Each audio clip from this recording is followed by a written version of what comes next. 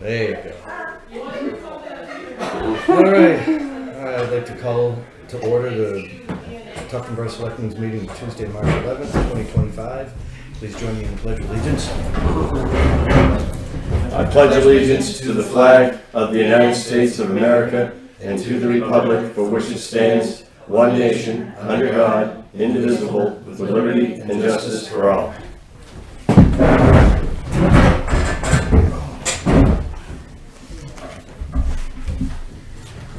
Public input. Greetings and salutations. Carry on. That's it. Okay, approval of minutes. I didn't even see any spelling mistakes. We pan up there, you should have a spelling. We have minutes from Monday, February 24th. Make a motion to approve the minutes. One second. Motion's been made and seconded. All those in favor? Aye. Aye. And we have minutes from our work session on Wednesday, March 5th. I'll make a motion to approve the minutes. One second. All those in favor? Aye. Aye.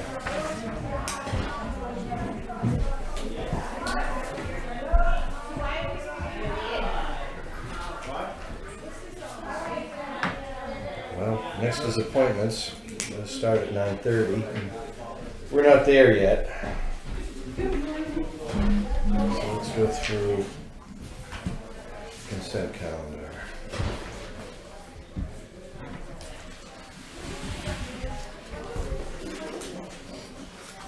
Seems pretty thick today.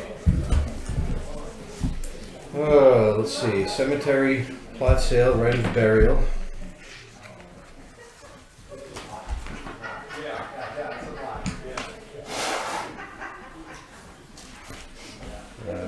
An application for veteran property tax exemption. We have 3 institutional exemptions. One for Abenaki Tower and Trail Association, First Christian Church of Tuftonboro, and YMCA Greater Boston. I'll make a motion that we approve the consent calendar. You want to read them all? Do you want to read them all? Well, I just did. Cemetery plot No, I know that. I didn't know if you want to get into the text. of all of these? Yeah. No. Okay, so my motion stands. I made a motion to approve the consent calendar. And I'll second. Okay. For discussion, and I assume that you've all looked through the calendar, through the folder, and you know what's in there. Okay. All those in favor? Aye.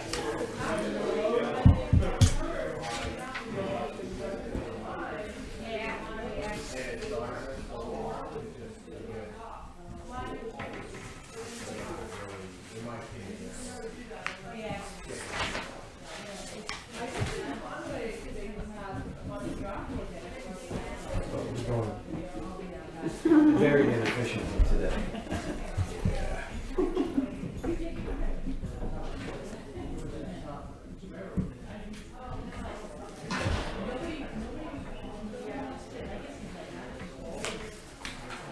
I think that's just for you.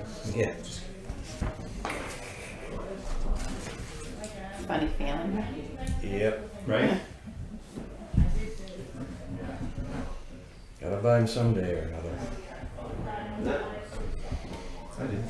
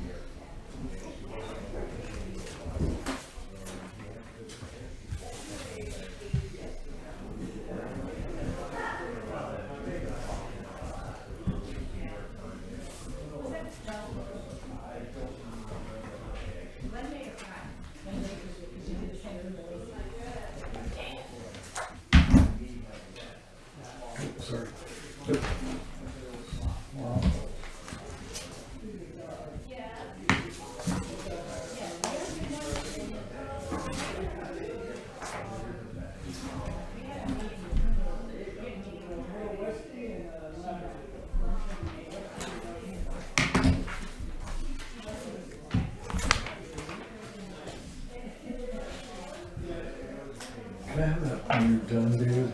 Yep. Thanks.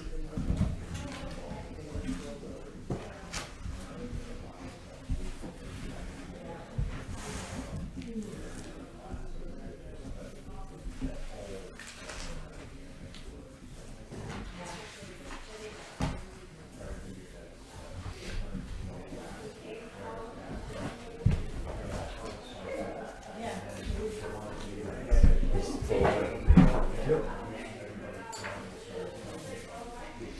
Action items. Transfer station, we have a proposal to install the windows at the compactor building. And Chris is coming in later, so I actually put that in your appointment folder. You want me to wait Thinking on you that? might want to talk to him about it. Okay. But the next The next item is Home for Our Troops, which is an organization. They're requesting a waiver of building fees. I did have our code enforcement officer review that, and he said it's dependent on the selectmen. Mm-hmm. I don't remember having to do this, being asked to do this in the last 3 No, years. we've never done it, actually, and we've never done it for any of the camps or the churches either. So we never waived the permit fees for the nonprofits, so this is the first time we do that. Mm-hmm.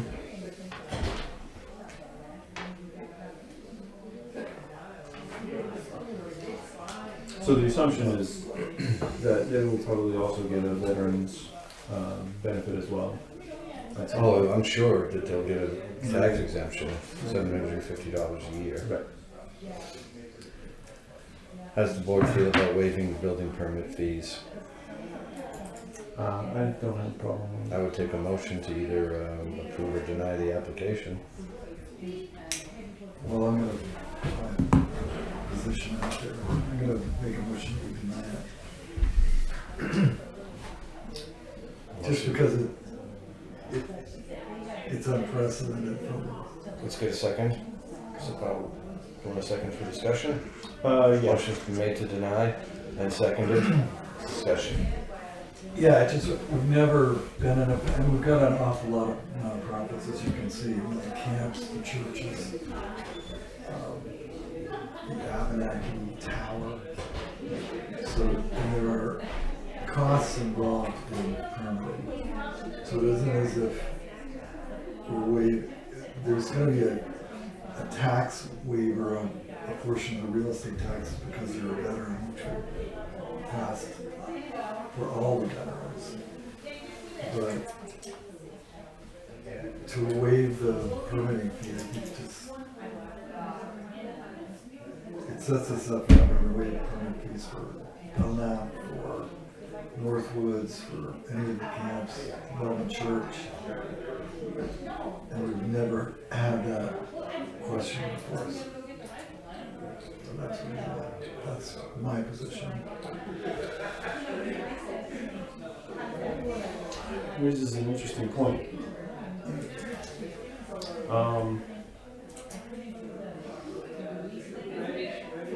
The counter to that, and I'm not saying I necessarily feel strongly one way or the other, the counter to that is that somebody was injured in the service of our country pretty severely. And so that maybe has a weight to it as well. And this is a military I mean, I would agree with person, you not on a that standing point nonprofit. if we were dealing with the individual permit. But it's a nonprofit that's there to build housing or provide housing to veterans and new veterans. So it's not direct. I'm not directing my denial at the veterans so much as I am at the nonprofit. Organization. And this is a benefit that the organization is paying, not something that the individual is paying. Yeah, I mean, their argument is that if, the money that we don't have to spend on that, we can spend on the person, on the individual regarding to the property. That's their argument. I'm not saying I agree with it. I'm just saying that's what their argument is. Or that there'd be any way to monitor that. they're getting a little better refrigerator. And we're not talking a lot of money here, so.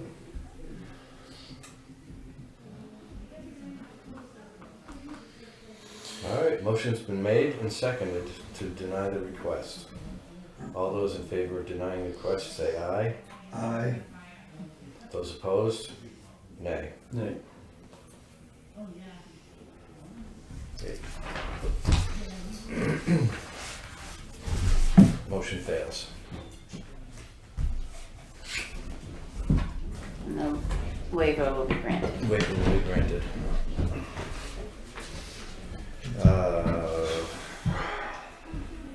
Fire department has been granted $500.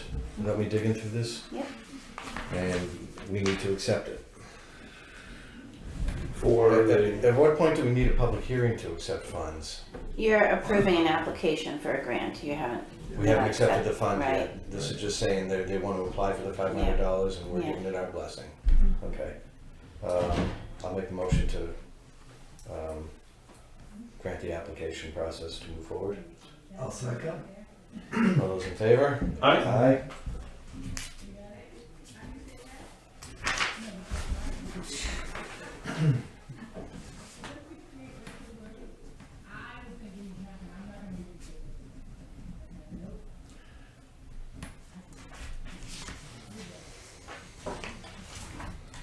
Then 3.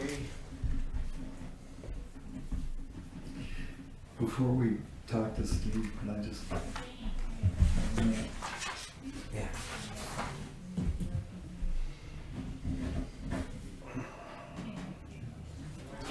Thanks.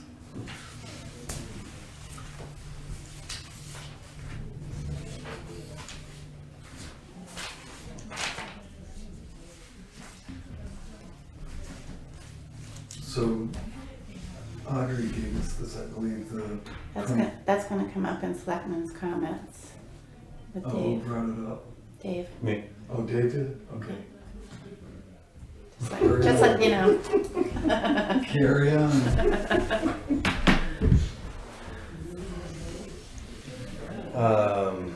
Steve's early. In all fairness to somebody who may want to hear what Steve's got to say, we're going to wait till closer to 9:30. I can wait. I just want to be on time. So. Thank you. Appreciate that.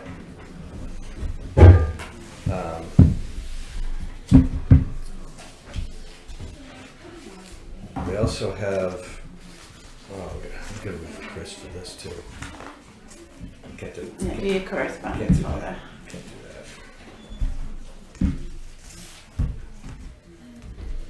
that. Correspondence folder. We have a letter from our good governor thanking the Tufton Borough Fire Department for their response in this emergency childbirth that they participated in, commending their actions. We have an update from our solar folks from Revision Energy. Doesn't look like it's anything in particular, just basically just a status update of where they are in the process. Anything of note? Thank you. State of New Hampshire Department of Safety rulemaking.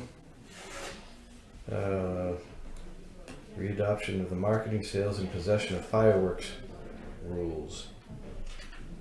Copy of the rules are attached. I'm not going to get into reading them out, but they're here for public. If you have any comments, I have until the 17th to submit them. Okay. I haven't had a chance to read Yeah. through this. Okay. Board of Adjustment Notice of Hearing, Wednesday, March 26th. Board of Adjustment Notice of Decision for variance that was applied for in Town of Eaton. Board of Adjustments Notice, and I assume that has a cell tower. Yes. Some kind of communication tower. Yeah.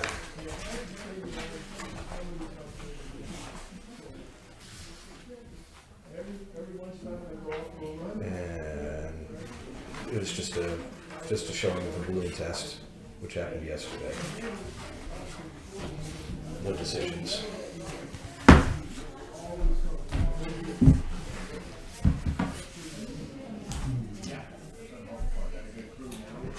signature file. That was in the manifest over the weekend, and Chip had found out that I made the check out to the wrong party, so I just need to get signatures on it. Okay.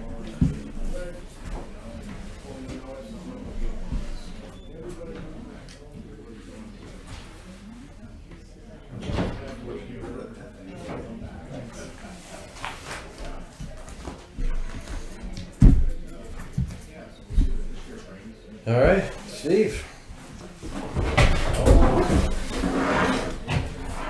One good chair to the next. I'm sorry? One good chair to the next. There you go. So you got that one nice and warm. I know, I was gonna take the other one back. I have to warm it up again for the next person, you know. Hi. Good morning, how you doing? Very well. How are you doing? Good. What can I do for you? I requested that you, Is this your monthly report? I didn't think I had a monthly report, but it can be. Well, So, Refresh my memory. What do we? we've got a warrant article for $35,000. I knew that's what you're gonna be, so as of last night, I got the report from Okay. FB. So, this is a report, and I do want to preface this that what I did last night was I put together an executive summary out of that report, which is the top couple pages, top 1.5 pages, which kind of summarizes, in my opinion. I do want to just mention that none of the rest of the Conservation Committee has had a chance to look at this, because I just got it last night. But I did want to summarize the findings so that you guys didn't have to go through that whole report, say, what the heck is in here? I think the most important thing that you are probably looking at is on the key findings, the third paragraph down that says chloride and conductivity.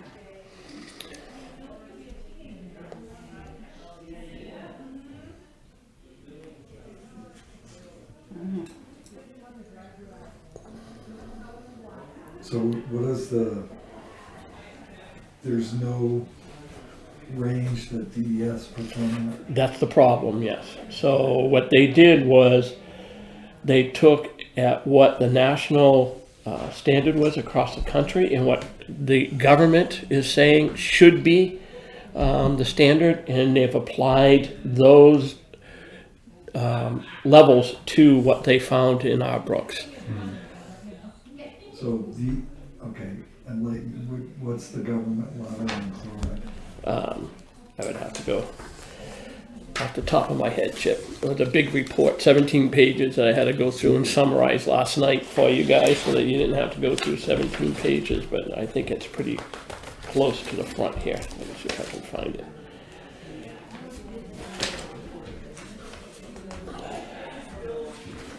So the phosphorus levels are lower. Yes. And the phosphorus levels are lower, and I believe they're saying that they're lower because the water has been flushing down. So, you know, when you get water and it comes down and it clears the phosphorus out. So it's getting diluted. Yeah, it's getting diluted and getting washed away, which is good. I mean, that's, But ultimately it lands in Winnipesaukee. it does. Well, or not necessarily in Winnipesaukee, but depending on where there is places along that path that it could settle, it could be along there. Like we know the pond, what used to be the pond prior to 109A, that's kind of filtering in, and that's a sink, and that's what they're saying in here as well. So when it gets to a point of time where the water is still, then the phosphorus will settle. So anywhere along the way from where they're pumping it in, all the way down to Winnipesaukee has the potential to collect the phosphorus. Not necessarily washing all the way into Winnipesaukee. The biggest place where phosphorus comes in, obviously it's Wolfborough's town. Is it dishwasher detergent? What is the leading cause of phosphorus? Well, it could be anything, right? It could be dishwashing, laundry detergent. It could be anything that people are using within their house that has phosphorus in it. Fertilizer on the lawns. I mean, it in a lot of this phosphorus, I think one of the things I point out is they can't distinguish between the salt that their state is putting on 109 and 109A that's washing into the waters as well. I mean, that all has the phosphorus and the calcium and all that stuff in there, so. So there's really no use, it would be difficult to make a case for that anyway. Okay, Yes. got it. Thank you. So this, Well, you may have one test well that's getting close to the one monitoring site. So, I mean, if you look at the monitoring sites upstream of that, they're not even close to any kind of highway. Right, well, it's right before, right? Our last monitoring station is at the bridge at 109A. Right. Right before it goes under the bridge, that's our monitoring station. so salt that they put on the road probably wouldn't make its way back to that. That's correct. Well, it could. You know, that's right where I mean, literally at the end of the bridge is. Yeah, but it's not gonna make it to the one before that. No, it will not. Absolutely not. The one before that is right before that pond. So there's that pond there that's getting kind of filled in, mainly because of the landing area up on the top where he cleared the trees out, and there's that landing area. So a lot of the silt and everything is washing down off that landing area and literally filling in that pond. So that's becoming more of a mud flat than a pond. So it's 19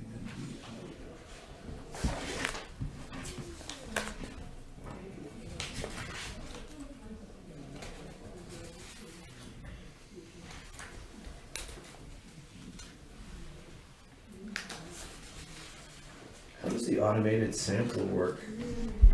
Do they trigger it when a storm happens? So they actually have to put them in there. So there are two different samplers. We have automated samplers that take a sample every hour on a period, and then it relays the data back to them. But then they have a separate set of samplers that they put in the stream when we know there's going to be a rain event. So that's a physical process? Yes. Okay. And that's what they're saying there on one of the processes in here. If you read it, one of the times they did that, the equipment failed. So they had to go back and do it again, and it was only for the second half of the storm. You know, and those are really tough to do because we have to watch the weather. We have to see when we anticipate a storm to come up. Sure. We have to go out and get the equipment and bring it down and put Yeah. it in. Yeah. So it's not a No. minor thing. So Yeah. it's tough. So what you're saying is the chloride levels have risen, Yes, so they're no longer excellent, that's correct. but they've not yet reached a point to draw concern, but they're heading in that direction. Well, it's saying here, if you look at that, it says it's in a range now where aquatic life stress is documented. In other words, it's saying it's starting to affect. That's the stuff. Yeah. So so let me ask you a clarifying question. Is that, when they say that, the stress, It's the third section down on the chloride and conductivity. yeah, where aquatic life stress is documented, is that documented meaning when you have these levels in a general sense, it's Yes. documented? Yes, Not specific Right. to our case? that's right. Okay, It's thank a whole different set of testing. In other words, they'd have to go out and they'd have to pull aquatic life out of there and then do testing on that life in order to determine its stress level. Gotcha. What they're saying is, based on national trends and Yeah. levels, what they found is when it hits this level, That's when we start. that's to when see we it. start to see the aquatic life being stressed. Got it. Yep. Thank you. But the next sentence says, while not yet at regulatory impairment levels, continued monitoring is recommended. That's because New Hampshire doesn't have levels. So, I mean, it makes sense. We're starting to see an uptick. So we're gonna keep watching it. All the more reason to fund the study annually. Who's on the hook for that one? I think it might be me. Maybe not. And it's, okay, down to the storm events. You know, Yes, heavy rains flush accumulative pollutants into the stream. And then the next sentence is nitrogen and chloride levels rebounded after the storm, indicating groundwater remains a significant pollution source. Groundwater, in its essence, is not a pollution source. It is only when you add pollutants to the groundwater. So are we saying that the pollutants are being reservoired in the groundwater somehow and then pushed out during a storm? That's what it sounds like. Yeah, it could be, yeah. Again, If this is a rapid infiltration basin, it's injecting these pollutants into the groundwater, Right. which is mixing with the natural groundwater, and then coming up further downstream. That's what I hear. again, sorry guys, I just had this last night, so I just quickly went through Yeah, this. yeah. I just Yeah, quickly- we're all quickly looking at went it for the through first this. time, so to speak. So- When you have a chance, look into that. I will. I think what that is that it's a design failure. Because the whole idea with this rapid infiltration was to get rid of the pollutants, and they're stored in that sand up there. They're not released back into the stream. Right, It's not like a temporary storage area where you finally get it back into the lake where it belongs. yeah, I mean, that is nonsensical. yeah, Well, to what you just said, the very, very last bullet point says phosphorus concentrations were less affected by the RIB, likely due to its retention in soils. Okay? so phosphorus is, So those two bullet points are in conflict, from what I understand. so just to make sure that we all Yeah. understand, I agree. well, so let's step back a little bit to understand phosphorus is naturally occurring. I mean, when you have leaves and stuff like that decay, it creates phosphorus.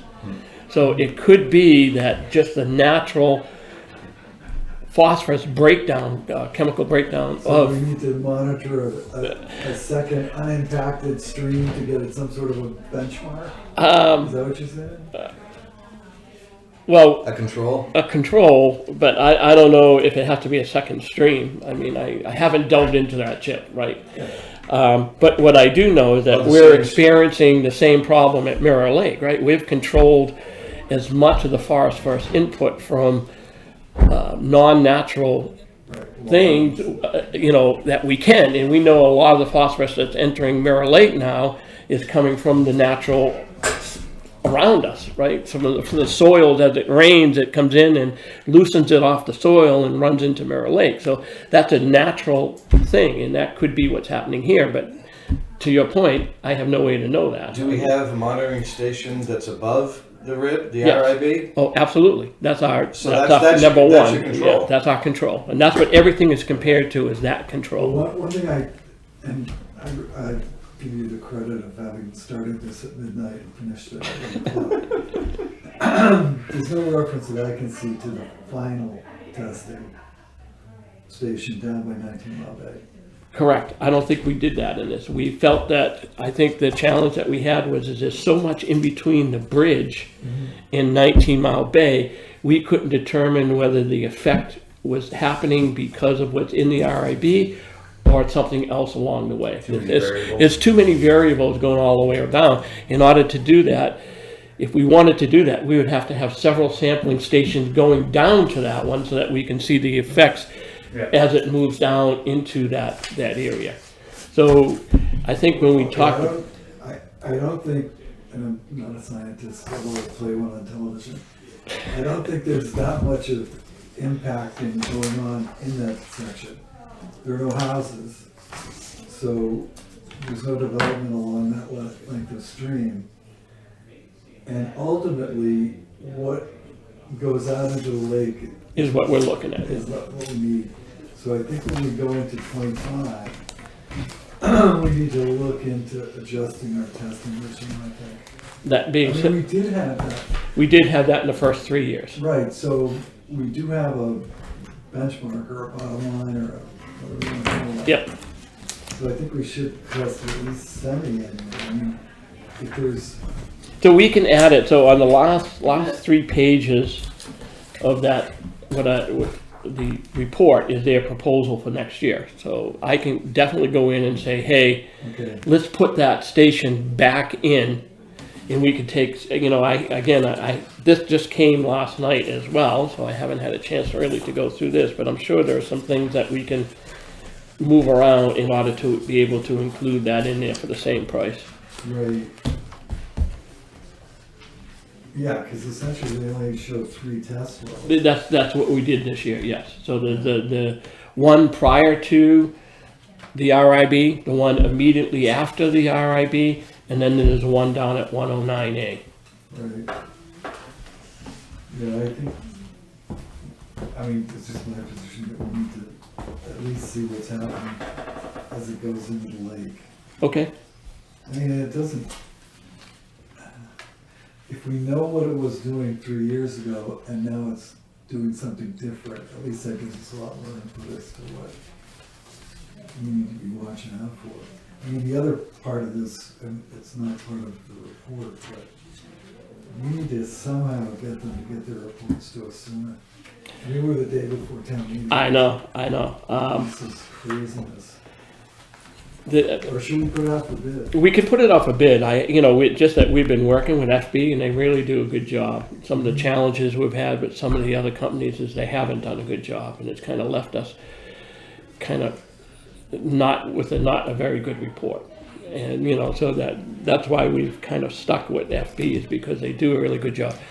Unfortunately, it's not all them, because they don't actually do all the sampling, right? They have to send it out and have it done, and then they have to wait to get their data back from that source to include it in their report. And so what it is, it's always the last one that we do in November that holds up the whole report, because not only do we want everything done, but everybody in the world wants everything done by the end of the year. So it just puts a lot of pressure on the testing facility to get all these samples So through. they're testing, when are the test dates? I don't have them. There's 5 test dates, and the last one is in November. Okay, so if we could get an interim report, Yep. just a status update, if you will. And if we're gonna have to wait until March 12th to get the final report, then at least we'd have something in hand. Sure. I can definitely tell them that we're gonna want a status report at the end of November. or I mean, I something. don't think there's any reason why they can't go back, shift their actuals that they're drawing their information from back to the previous year's year-end report, so that they have 5 samples. Just not, you're not doing the 5 in the year. You're So start with November is number 1. Yeah. And then go forward, you end up in August. You still end up with a year's sample. Right. I can run that by them, surely. Yeah. I have no problem with doing whatever you guys want. It's just traditionally, it's always been within the calendar year, Right. so. Right, and the contract. But I don't think the contracts matter too much. They want Right. their money. They don't care. We send them, they send us bills monthly, Yeah. so it shouldn't matter to them again when the dates are. And how's the Mirror Lake project coming? Good.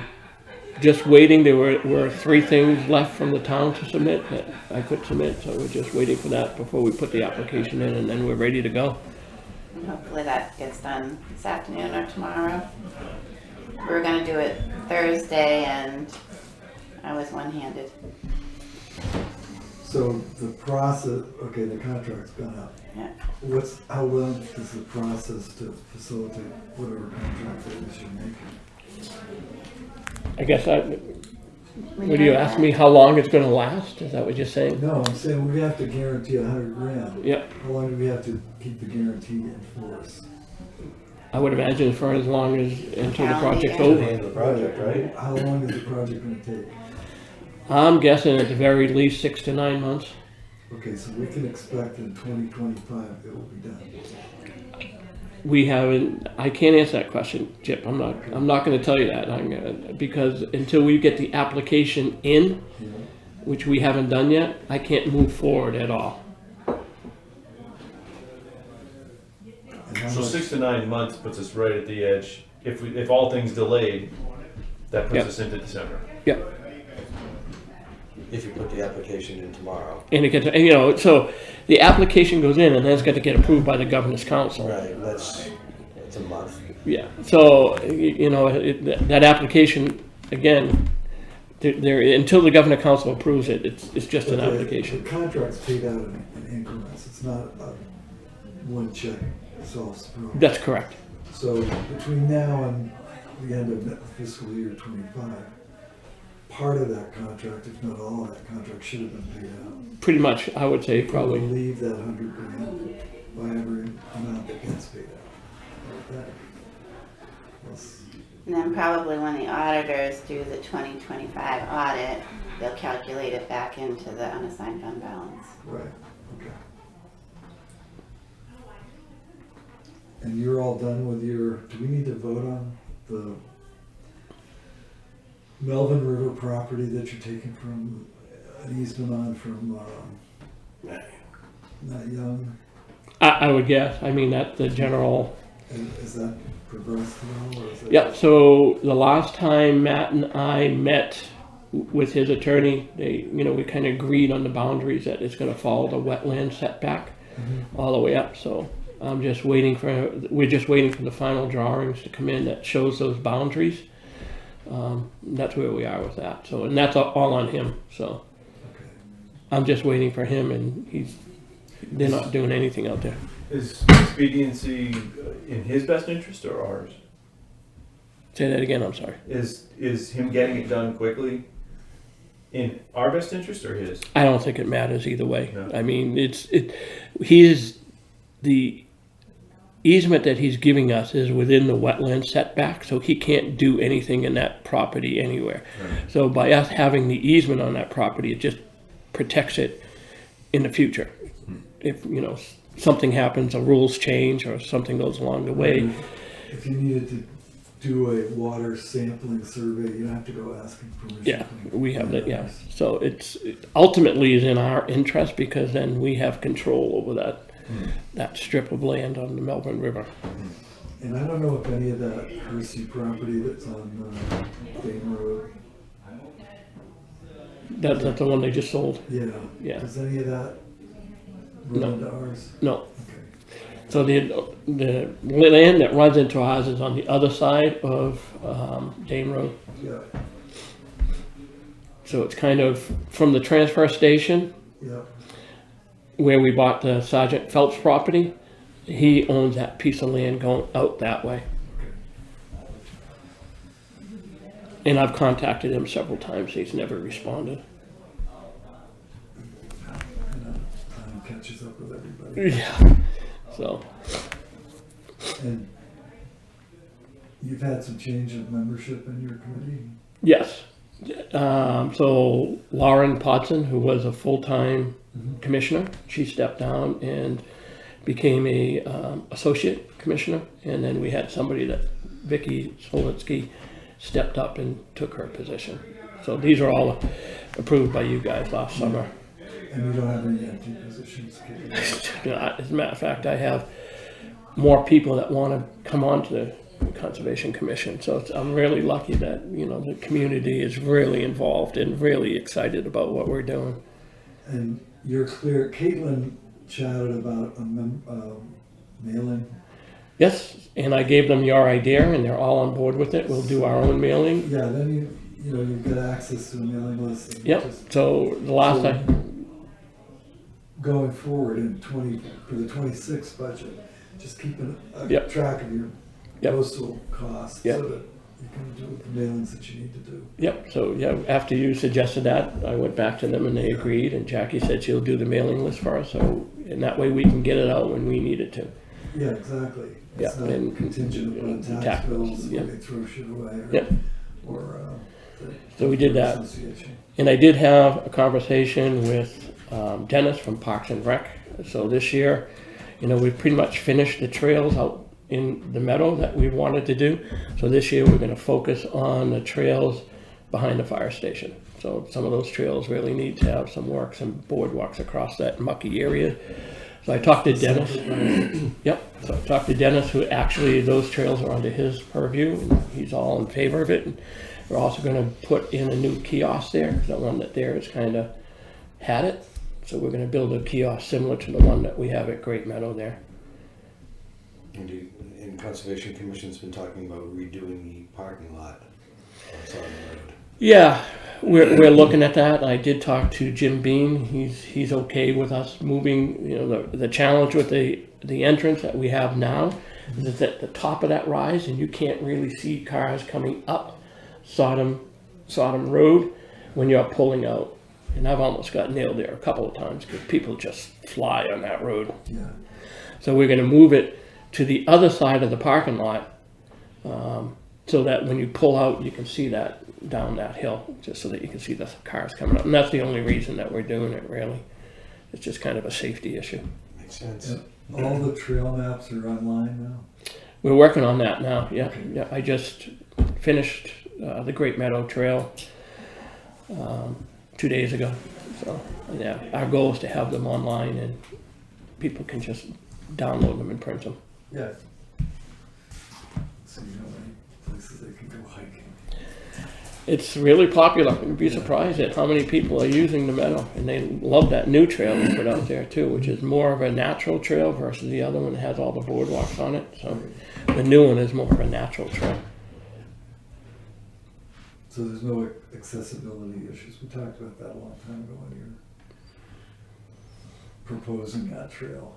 Yeah, you know, definitely you have to be more physical to do that trail, the new one on the Lion property versus the other one. So the other one, you know, somebody with a cane or, you know, is minimally impaired could use that trail because of all the boardwalks and it's relatively flat. The other one is more of a natural trail and you have to be a little bit more agile in order to get through it. It might be worth talking to Jack about the change of entrance to the parking lot, just in case. I did talk to Jack, and Jack is the one that told me to talk to Jim. Yay. Yep. Okay. Sounds good. Anything else, guys? That's it. I think we're good. Yeah, thank you. Thank you very much. All right, guys. Thanks for the light reading, by the way. Oh, yeah, it's a little better. I said, well, I gotta do something because I can see what's gonna happen with 17-page report. Sitting here while you guys dig through it and try to answer questions. I said, it's worth spending a little time in doing that. And what I'll do now is I'll send it out to the rest of the committee and get their feedback and incorporate that into it as well, so that you can get everybody's Yeah, a feedback. report on this from the commission would be great. Yeah, I'll do that next. Again, I had to put a lot of pressure to get it last night. It came in like 6 o'clock last night, so. Well, thanks. Thank you. All right, guys, have a good day. You too. I need that open. Or not. Next is transfer station, and he's not here yet. You got 5 minutes? Yeah. 6. I don't know.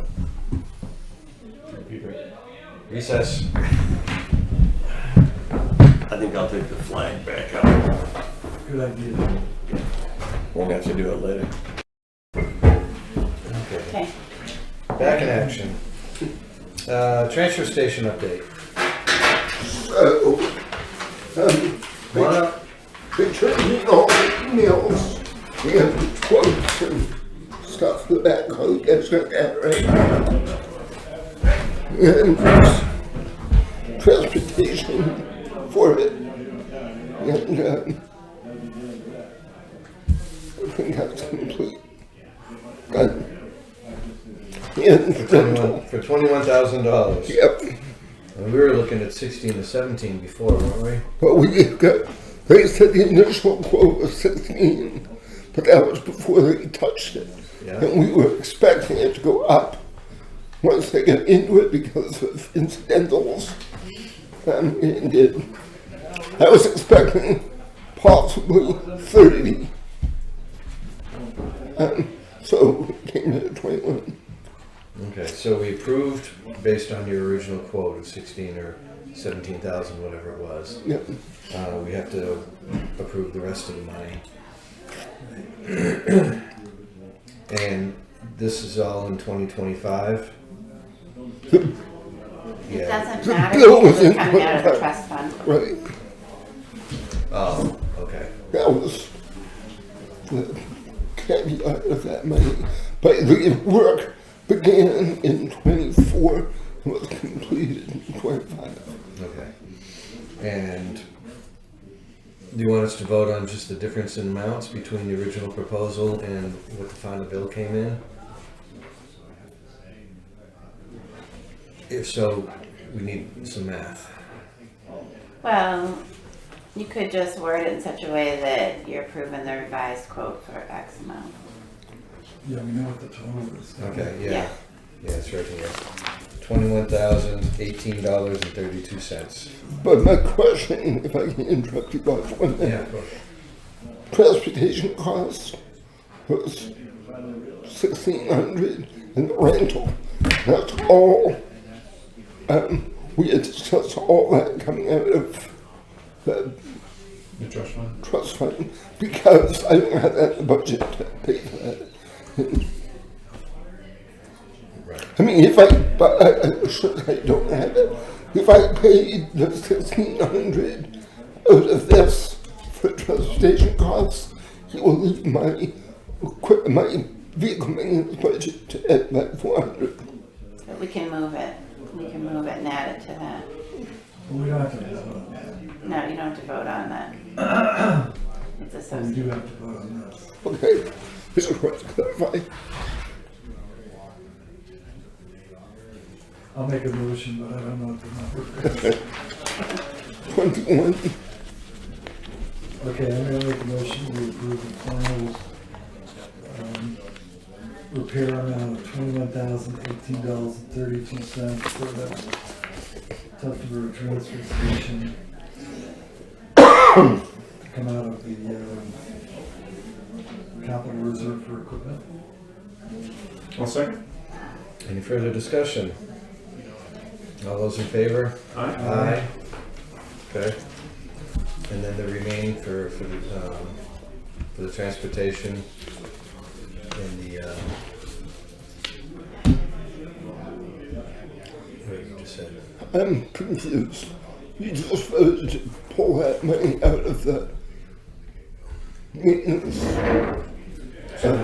The I thought that was coming out of the trust. Right. We're taking this out of the capital reserve. Or trust fund.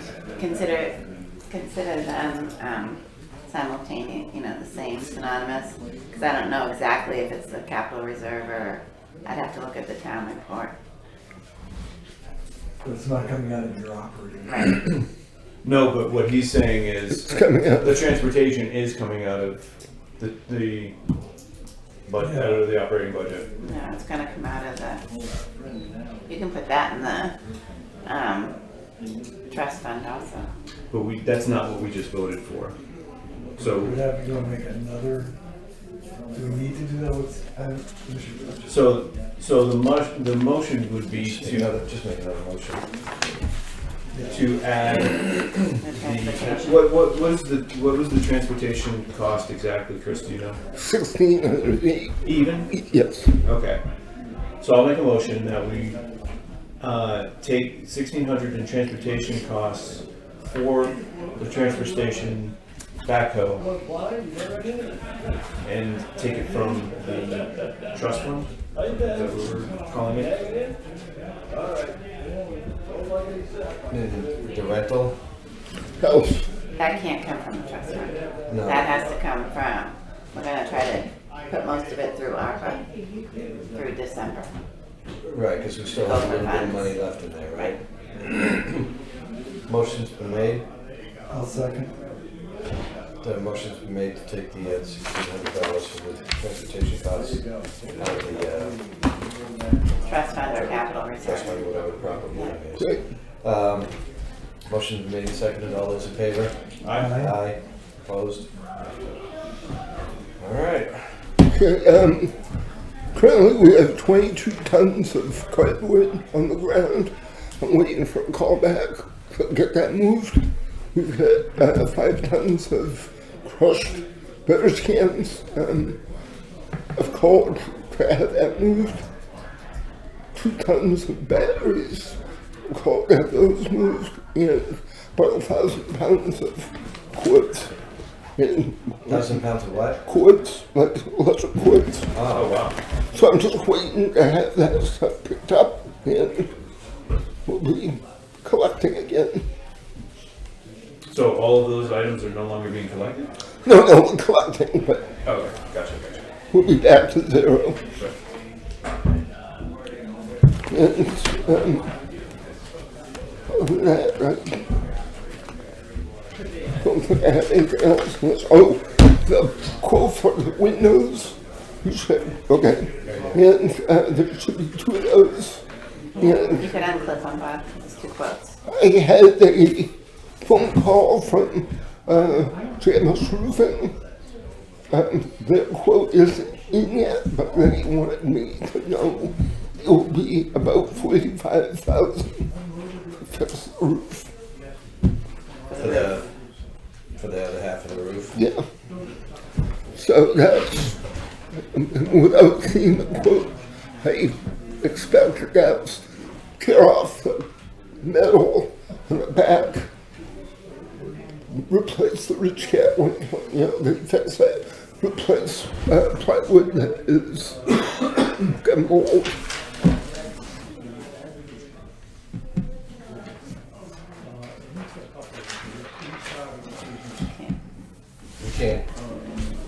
We need some time. I need some time to read these. Yeah. Yeah, and then the motion's gonna, would occur after, the vote tomorrow night, because that's where you'll know where you have the funding. Right. Yeah. Do we need to vote on these today? Can we vote on them? Do you have a recommendation on them, Chris? Well, I would go with that one. Top. Yeah, Because it's savings. They are apples to apples when you read them. That was my next question. Yeah. So And you only get 2? that's all. Yeah. Did you put an RFP out and these are the only responses? No, I just asked. Did you just start soliciting? Yeah. We can do that. It was, it doesn't have to be done tomorrow if we get the money. Right. I'm not sure how procurement policy reads. Well, while we're doing with windows, it's not that much money, but now you're talking about replacing half the roof. But that's a separate, Yeah, that that's was a separate item. But it's all in one warrant. Right.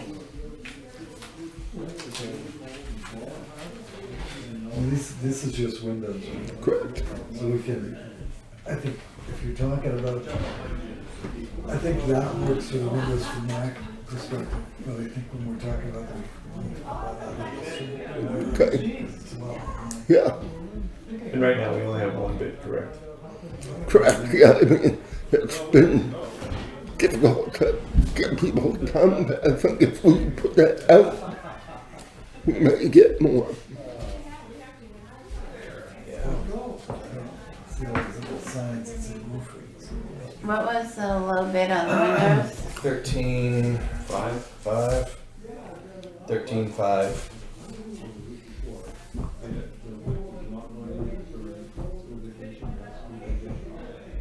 Yeah, I don't think we should warrant until we get the money. Yeah, I'd like to put this off a week. I also want to make sure that it's met the procurement policy. Okay.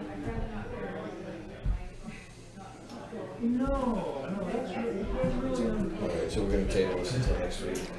Okay. Commercial haulers. Commercial haulers, yes.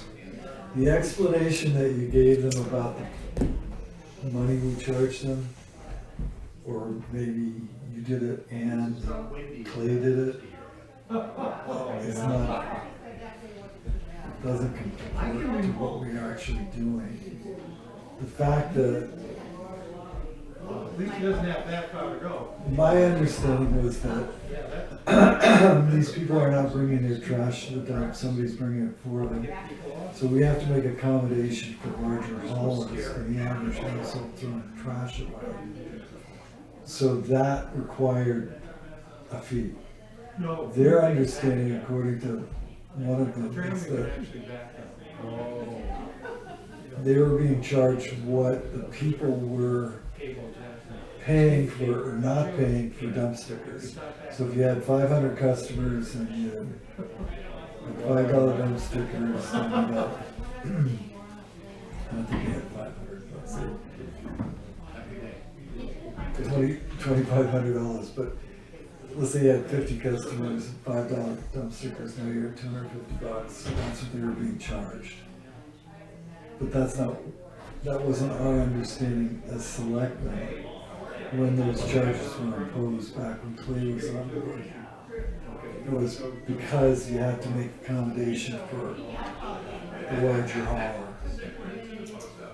Do we want to enlighten anybody about why we're charging them money, if we need to charge them money,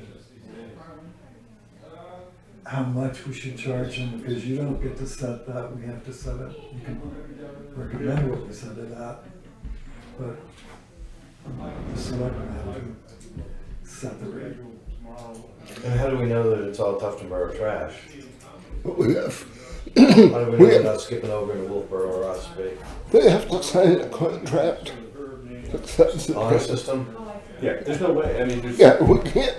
What I think if we're going to have commercial haulers in, but I've gotten nothing but grief since we started giving away stickers, which we need a policy. We need a policy for commercial haulers and a fee, period. This is your fee to be a quote-unquote commercial hauler, and anybody who brings, more than household trash in needs to be considered commercial hauler. The feedback I'm getting is, why are you charging me to bring somebody else's trash here when we're obligated to take it? And They're not obligated to take it. no, We are. right. Now who are we to, this is the argument I'm getting, who are we to charge for somebody else bringing somebody, if you pick up his trash, Because they're a for-profit organization. I mean, if they were doing it voluntarily, non-profit, I don't know, I think otherwise, but if they're a commercial operation, I think they need Yes, their they fee. have a little control. I mean, those people are saving $5 a year, let's say, for a sticker. What are these haulers charging them to haul their trash? well, yeah, We don't ask them that. but And I'm sure it's more than $5 a year yes, to have my trash picked up. Do they live in Tufton Borough? The haulers? Yeah. yeah, Well, So they no, check it. Wakefield Disposal hauls in here all the time. yeah. I don't know if they're being charged commercial The same rates. Wakefield disposal that I see in Wolfboro all The the U-Haul time. truck, Yeah, all the time in Wolfboro. yeah. Yeah. Defending Wakefield's disposal, he has never had an issue with paying. Yeah, you shouldn't. And pays more, considerable amount. And, Do you have a copy of the contract, Chris, that you could give me? yeah, And then I could see if there's a policy in other towns, see what they're doing. Review it in a couple of weeks. Yeah, I mean, I think we need to clean this up a bit. But on the other end of it, maybe we need to award a contract. And if they want to get into that, then maybe we should start thinking about awarding a contract for private haulage in Tufton Borough. And have them bid on it. Yeah. They're gonna pay us. That's the major control. Currently, we're in a handshake control situation, and they're bitching about it. So that's what happens when they complain too much.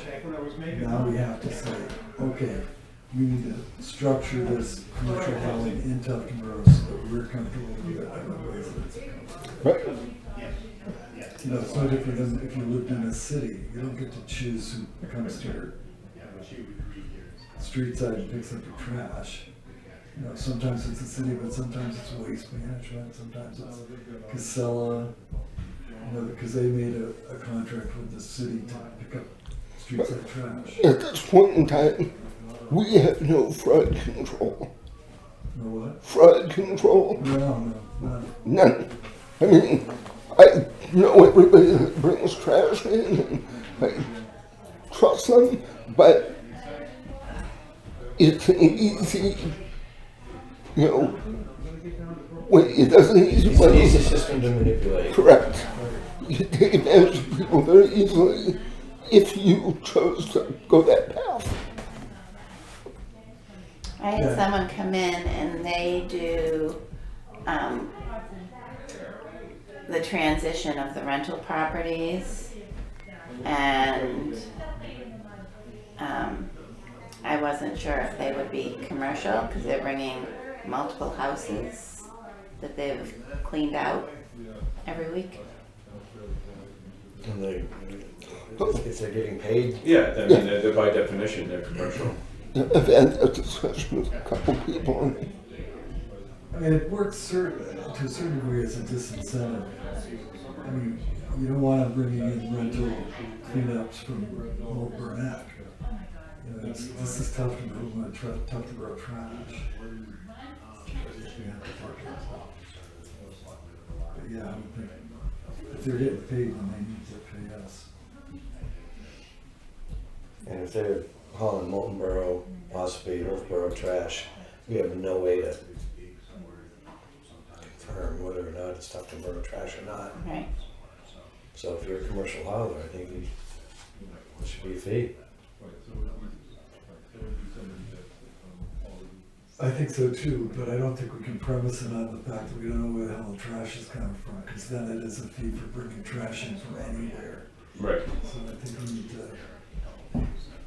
may need to have to take this up significantly. I'm on board with And that. how do you limit it? Because we don't want, even if they're paying for it, we don't want Molten Borough, Osprey, Nope. Wolfboro trash. Nope. Even if they're paying for it. Right, they're not paying us. But and that's where we don't really have any leverage over these haulers, because we don't have a contractual agreement with them. They have an agreement with the people they're hauling trash for. Right. So we don't really have any leverage legally. So we could accuse them of hauling in trash from somewhere else, and then it's just a he said, she said. Whereas if we did have a contractual agreement, we'd have a little more leg to stand on, if you will. And we can then monitor the collections as well. Technically. That's a giant question. Technically. How do we do that? How do we monitor? Chris, are you going to the upcoming Trash conference? Nazis, Which one was that? dump Nazis. There's a, yeah, Probably, yeah. 'cause Do it every maybe, year. maybe there's connections there you can make in what other towns do. Yeah. Yeah, You know, an industry conference is Yep. one. yeah, I can go come over last week. See what I can sandwich. But I agree, I think we need to establish something, because right now we're getting accused of, you know, income tax on trash haulers and like, All of, whatever expense that we charge them gets passed on to their consumer. It's not, are they paying it out of their pocket and picking up the trash for free? No. So they're looking at it as we're dipping into their profit. We'll increase your rates if you feel like that's the profit, right? But we have to have some control over commercial hauling. And it's not the amount that those people are saving on their dump stickers. That's not how No. it was established. So let's clear that up. Do we have any idea of the magnitude of, in other words, how many people are using haulers? but I can tell you that in the summer, when the rentals are in full swing, we have Wakefield is just a standard 1 day a week. Other haulers will haul as much as 3-4 loads a day, a week. So you're talking, you know, hundreds of bags per day.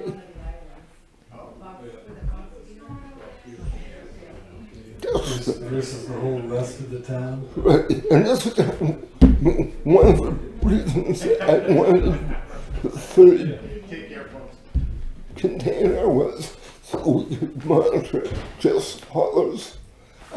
But if I had to guess, I would say one container a week is just haulers. In the summer? Yep. So is that 50% of your No, it's 25%. 25%? Because you do about 4 a week, right? Yeah. Busy weekends we might do a fifth one, but most, a consistent number is 4. And there are about 11 times when I go out. We gotta come up with some kind of system.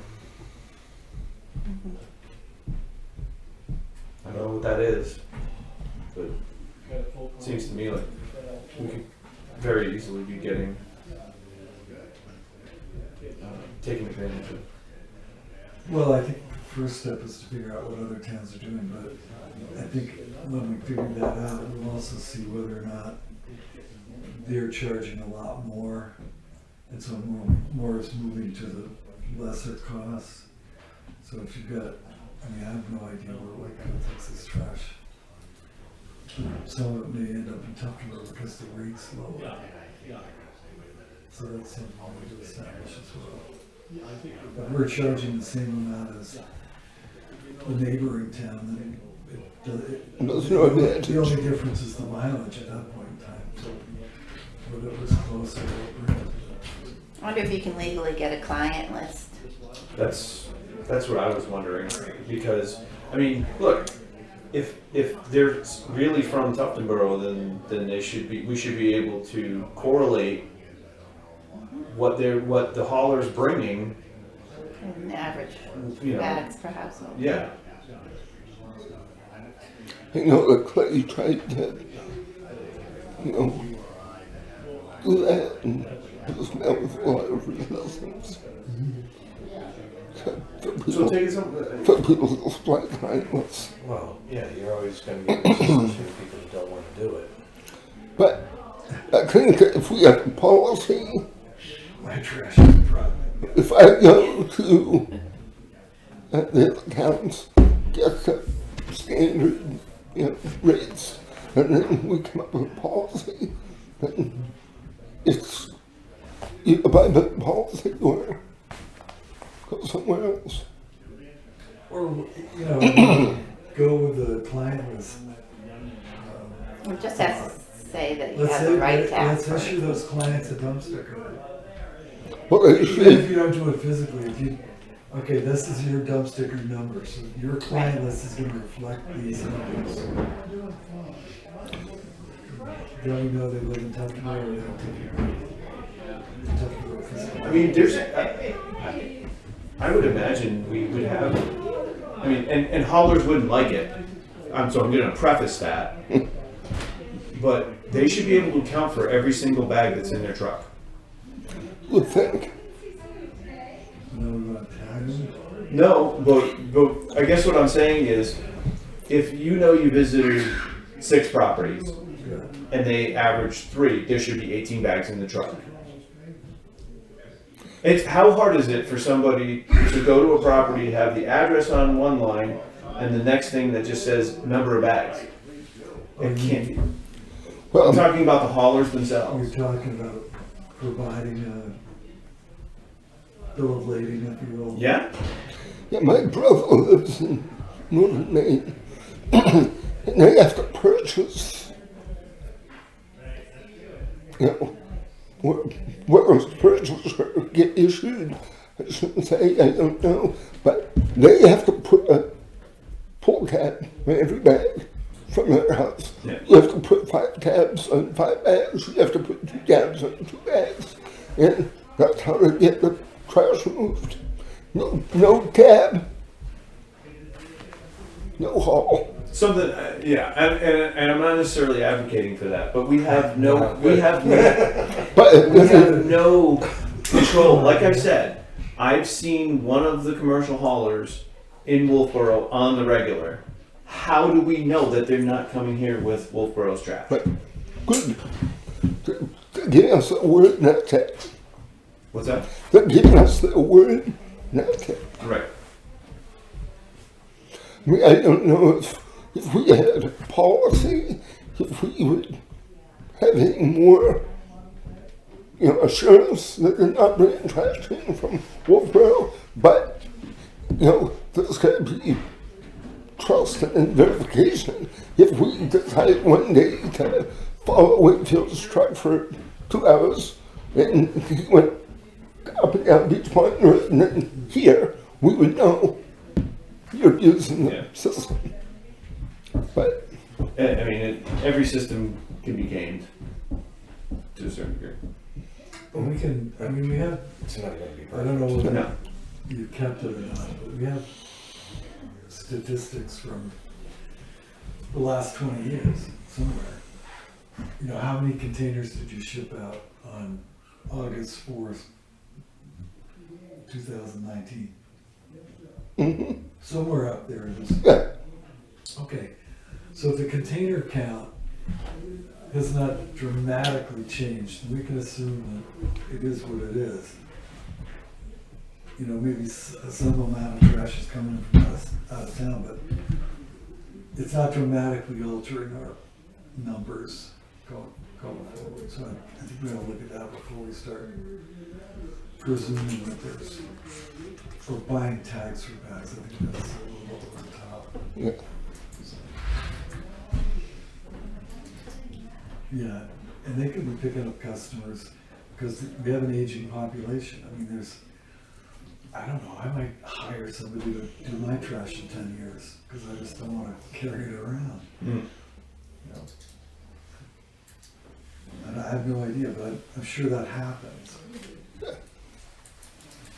I think you and Audrey should get together and come up with a policy. Yeah, get some more facts together. Yeah.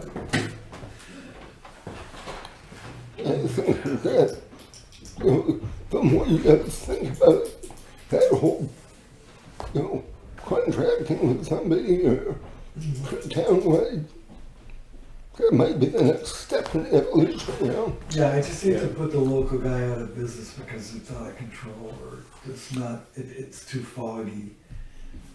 Because that's it's like plowing snow, it's one of the things you do during the year to make a living.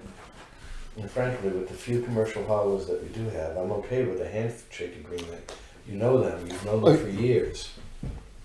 Well, I don't think they'd be opposed to actually signing an agreement that they're hauling trash just from Tuckerborough. Right. I'm not saying to not do that. Right. But as far as verification, I don't know, we're gonna start ripping open their bags and looking for envelopes? No. I don't think that's gonna happen. But they need to be aware that it could happen and there'll be consequences if it does. How much does Joe pay? Not enough. Not enough to be ripping open people's bags. Yeah, and they need to actively pursue whatever recycling you have that makes sense to you as the director of the transfer station. So, they're not just throwing everything in the dumpster. Do they recycle? Do they? Some, yeah. Cardboard, if they have good. Well, that's the big cardboard, thing. Yeah. Most goes in the trash, but some gets recycled. Make an effort. Have them, those people who are their customers don't come to see you. So you don't have the ability to, convince them of the rightness of doing any kind of recycling. But put it on the hauler. So, are you providing a bin for glass or whatever you want to do? To try to encourage those people to separate.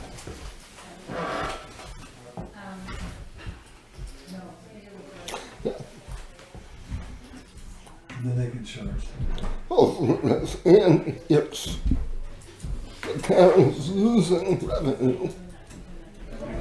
The more bags that go in that container full of cans and whatever, we're losing revenue. Right. So we're not making up whatever we charge, if it's $3.75, we're not making that up with all the crap going in the bin. Right. Yep. Yeah, they need to provide the effort. Or make it look like they're All right. You got Parks and Rec You got much here? in the Yeah. way. I'll get my homework. You don't work. Always something to do. Thank you, Chris. Thank You. Yeah, so Not good for the back. this is the thing for the transfer solar. Yeah. Got a request for this February 7. We get another request for it a month later, so because this is March 7th, so we need to get this. Yeah. So is that something that we contact the utility company for? We don't know. It should be in our files somewhere. The easement? Yeah, Yeah. So Power line easement. they're coming to us, yeah. for the second time, so we should. So If which, we don't have it, it's gotta be in the Would it- registry of deeds. yeah, It's gotta be recorded on that piece of property. And you can look all that stuff up online now. Yeah. If Fred you want, Sargent and owned all of that property. If you want a physical copy, I'm there. Just okay. let me know and I can grab it. Although it won't be there this week. Mhm. Did you? So now we're still on Dennis. Dennis, yes. You see Dennis is out there. Somebody, Dennis is out there. Thank you. Thanks, guy. I'm asking Cammy to see if we can find it. No would be the answer. No Dennis, okay. Thank you.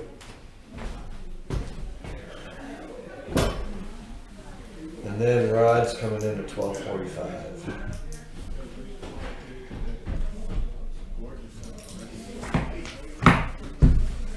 I guess we'll recess to the call of the chair. Unless you want to do, Yeah, do you want to go over? yeah, sure, There's a few different items I put in your packages. sure. Town administrator and selectmen's updates. I don't want to sit on that chair. It's warm. It's in the sun. Okay, I gave you a couple packages. One is the USDA news release, and on the back of it is questions I had for USDA prior to Chris Sawyer calling them, and then Rob was saying, we really should have our ducks in a row. So the woman I'm interfacing with, she got back from vacation yesterday, and you have the email that outlines completing a bid once the bids have been received. So my question back would be, we've had a total of like 9 bids, but we've rejected them all. Do we go back and look and take the last couple lowest? Or do we meet with a couple contractors and then ask for a best and final? We have, although this is their list of things to do, our list has accepting the low bid or the qualified low bid as the first thing to do. So we haven't accepted a bid. Correct. So we don't, none of this bid tabulation, architect's recommendation, contractor sign, none of this applies. Right, but above that it says, please note that no bid approval or notice of award for the project can be granted until USDA. Right. We need to approve the bid And get it to the USDA. and then Right. provide USDA with all of this other information. But we've never gotten to that point of approving the bid, so. But I don't see it saying that we have to put it back out for bid. Well, the very first sentence. Good morning, Audrey. Per rural development regulations, this will have to go back out to bid Oh, and okay. follow the steps below. All right, sorry. Well, I mean, that doesn't make any sense to me. I want to know why. If we've already put it we've out. already put it out to bid. No, I know, but if we were, okay, we have put it out to bid. If we started negotiating with one of those bidders, Agreed. now get a negotiated amount that we can agree on, now we can accept that bid, and then we go through this process. Can we do that though? Because, Why? well, My question to them was, we put it out to bid 3 times, although we didn't accept the most recent round because we didn't have the funding. Can we bring those contractors in and negotiate them? She didn't answer your question. she didn't. Yeah, Not really. No. Right. It almost sounds like she's going with a pre-recorded answer. yeah. Right. I mean, I think we're a little premature on this. Well, it's not clear. Okay, Your questions were not answered. And depending on what happens tomorrow, we may not use the USDA money, Right. you know, which Right. would make things a hell of a lot easier. Sure would. At the end of the day, Listen to you. if we figure out that we can do it for the money that we have in the bank plus the $500,000, we may not use Yeah, the last 365. yeah, it would be a push to have to at that point. I mean, yeah. And that's a negotiation leverage as well. Right. Not using it. It all hinges on tomorrow. Yeah, I say we wait until next meeting. on this. I am in agreement with that. And do we want to push Diane to answer the question more appropriately? I can see if she'll have a conversation with me. Yeah. Yeah. Yeah, Yeah. An open dialogue versus Yeah. And she could put it this. after the conversation if she wants to put it in an email form so that we can kind of, agree on it. Fine, but yeah, I agree. As Rob said, she didn't answer the question. Okay. All right, and then I gave you, let's see, I did minutes. I gave you the list of warrant articles and who decided to move them and speak to the article. And you're gonna do the second, just off your cuff, I guess. Say that again? Who, you decided last time you were gonna second it, like the police vehicle expendable trust fund. Bob's gonna make the motion, and it may be Chip, it might be Dave. yeah, Could be somebody on the floor. Right, Who knows? but town council did look at the warrant articles, and she felt that number 10 and 11, the 2 culvert ones, should add the word non-lapsing. it says non-lapsing. 10, it says this is a non-lapsing warrant article. Is there, Yeah, 11 says that also. yeah, I don't know why she said that then. Did you sneak them in afterwards? She may have gotten something different. So I guess we could check and. Do you have a town report? Because that's the official. Right. I can get one for you. Thank you, sir. You're handy. And We'll keep you. then petition article number 20, she said that the calculation of the 5 years should be 2030. Yeah, so if you look at the colored pages, Should be 2030. Oh, right, instead of 2031. Both say this is non-lapsing warrant article. okay, I don't know what she was reading them. So Thank you. it's 5 years of statutory amount or number? I believe it is, if I read what she said correctly. Yeah, she said the funds cannot lapse later than 5 years. According to, Laura. I don't know where she got the information. Yeah, it's probably. But in she our said survey. Chris would be ready to discuss it. so.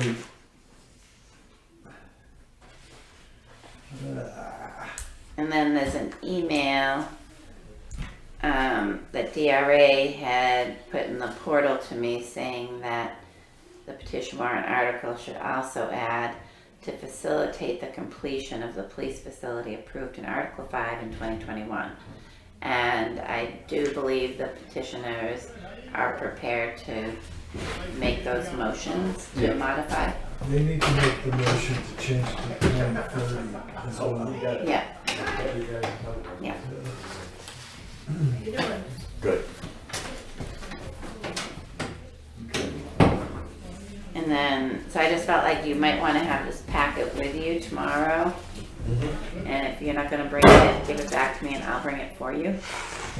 No, I'll bring it in. Okay. I'll give it to you. Well, we're gonna have a town report in front of us. Yes. Should be the same thing. Oh, her question was, I noticed that Articles 10 and 11 are designated as non-lapsing, but do not have a lapse date. Do they need to have a date? I was going to ask you that. Well, it sounds like they can't be more than 5 years out. The statute provides towns may designate articles as non-lapsing. However, it goes on to provide it Look up the. no later than 5 years. So we need to add a 5-year date. No, look up the 2021 warrants. The 2022. They're talking about the culverts now. No later than 5 years after the end of the fiscal year for which the appropriation is The made. culverts, it's difficult to say So 5 years. We have no idea how long that process is gonna take. What I was thinking is we have passed warrant articles without a not to exceed date in the past. Are they still viable? The police station? When I talked with Tim Green, the auditor, he has been keeping that separate and viable, and he'll be in next week, so I can. But if we didn't put a 5-year end date on this warrant, I mean, I don't remember that as a requirement. I know that we've done it in the past on some warrant articles, but I don't recognize it as having been a requirement for non-lapsing warrant articles. I don't think it's a. Because sometimes we have warrant articles like the SCBA, where we might be putting money away for 10 years. Well, does the first year go away after 5? No, I mean, it just doesn't make any sense to me. We're gonna be putting money away for 10 years for a fire engine. That's a non-lapsing warrant article. It's not But it's gonna going into a capital reserve fund. Okay. So we need to illustrate the differences there. I mean, has all the money for the police station gone into capital reserve? No. No. So we need to figure out why there's a difference. Okay. So we're clear. It'll be late in the day on. We're finding out now. I mean, I'm not certain Laura's correct in saying that it has to have a lapsing date.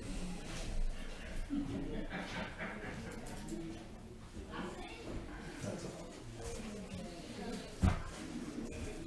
Then I brought in the engineering firms, their statement of qualifications. And I think one of you has the third copy, because I only have 2. Because you're gonna have hopefully three culvert projects to award. I have You have them? it's our Okay. house. All right, So the third one is Cana Road. yes. And that's, And that one you can award anytime. yeah, we can award that anytime. Yeah.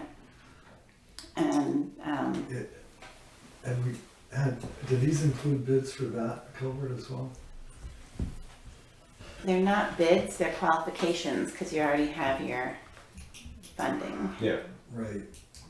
Qualifications for what? to do the project. To see if they've done culverts in their history. Capable of doing the job. Oh. Are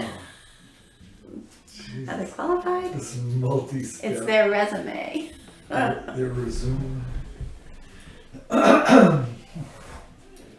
And so I don't know. So did both of these companies, or all three of the companies, bid on, to be thought of on Canaan Valley Road? Yes. Okay, so we can award. Well, them. the amount, the cost has already been generated by the engineer and approved by whoever approves it that's gonna give us The grant. the grant. So this RFQ, we're not hiring them for, I know, I guess we are hiring them for a dollar amount, but we're not hiring them for a dollar amount. We're hiring them because of their qualifications and they're agreeing to do the job. For that the amount dollar. The dollar. Right? Mm-hmm. Okay. And so, correct me if I'm wrong, one of the three has not worked for the town before. But do we still want their qualifications? I mean, I just don't know what you get after you vote. You want us to vote You on then this? establish a contract with them and the work gets done. So, No, you don't, because we're not awarding a contract. my, Okay, let's go all the way back. Well, no. I think at this step, we're agreeing that that's the company that we are gonna use. And then they're gonna come back with a contract, which we will Right. sign. Okay, so we've established that they're all qualified to receive a contract. So we're not voting on qualifications, which is what I thought. Well, you have to read them and decide if they're all qualified. Okay.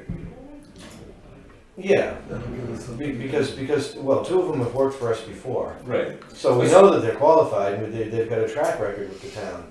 The other company could be, could be a top-notch company, blow the other two out of the water. We have to review that due process. So that's some reading you need to do, and then I think on the 24th, we really need to get these going so that they're on the calendar for this year. And I would add that, assuming that all three are qualified, then we award one to each with the intention that the third one that we are not familiar with, it gives them an opportunity to do the work, and we can therefore see how their work is. Again, on the assumption that they're qualified.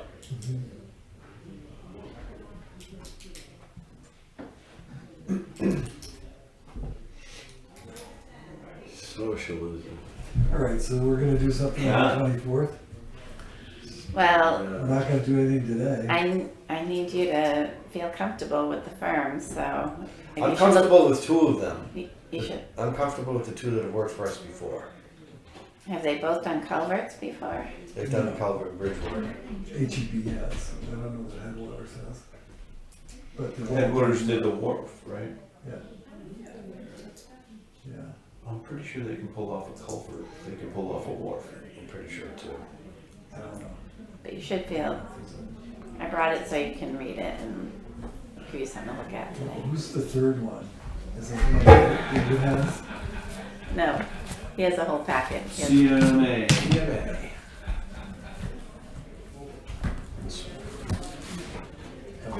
On Portsmouth. All right, so we'll study this and feel comfortable. Right? Yeah, Okay.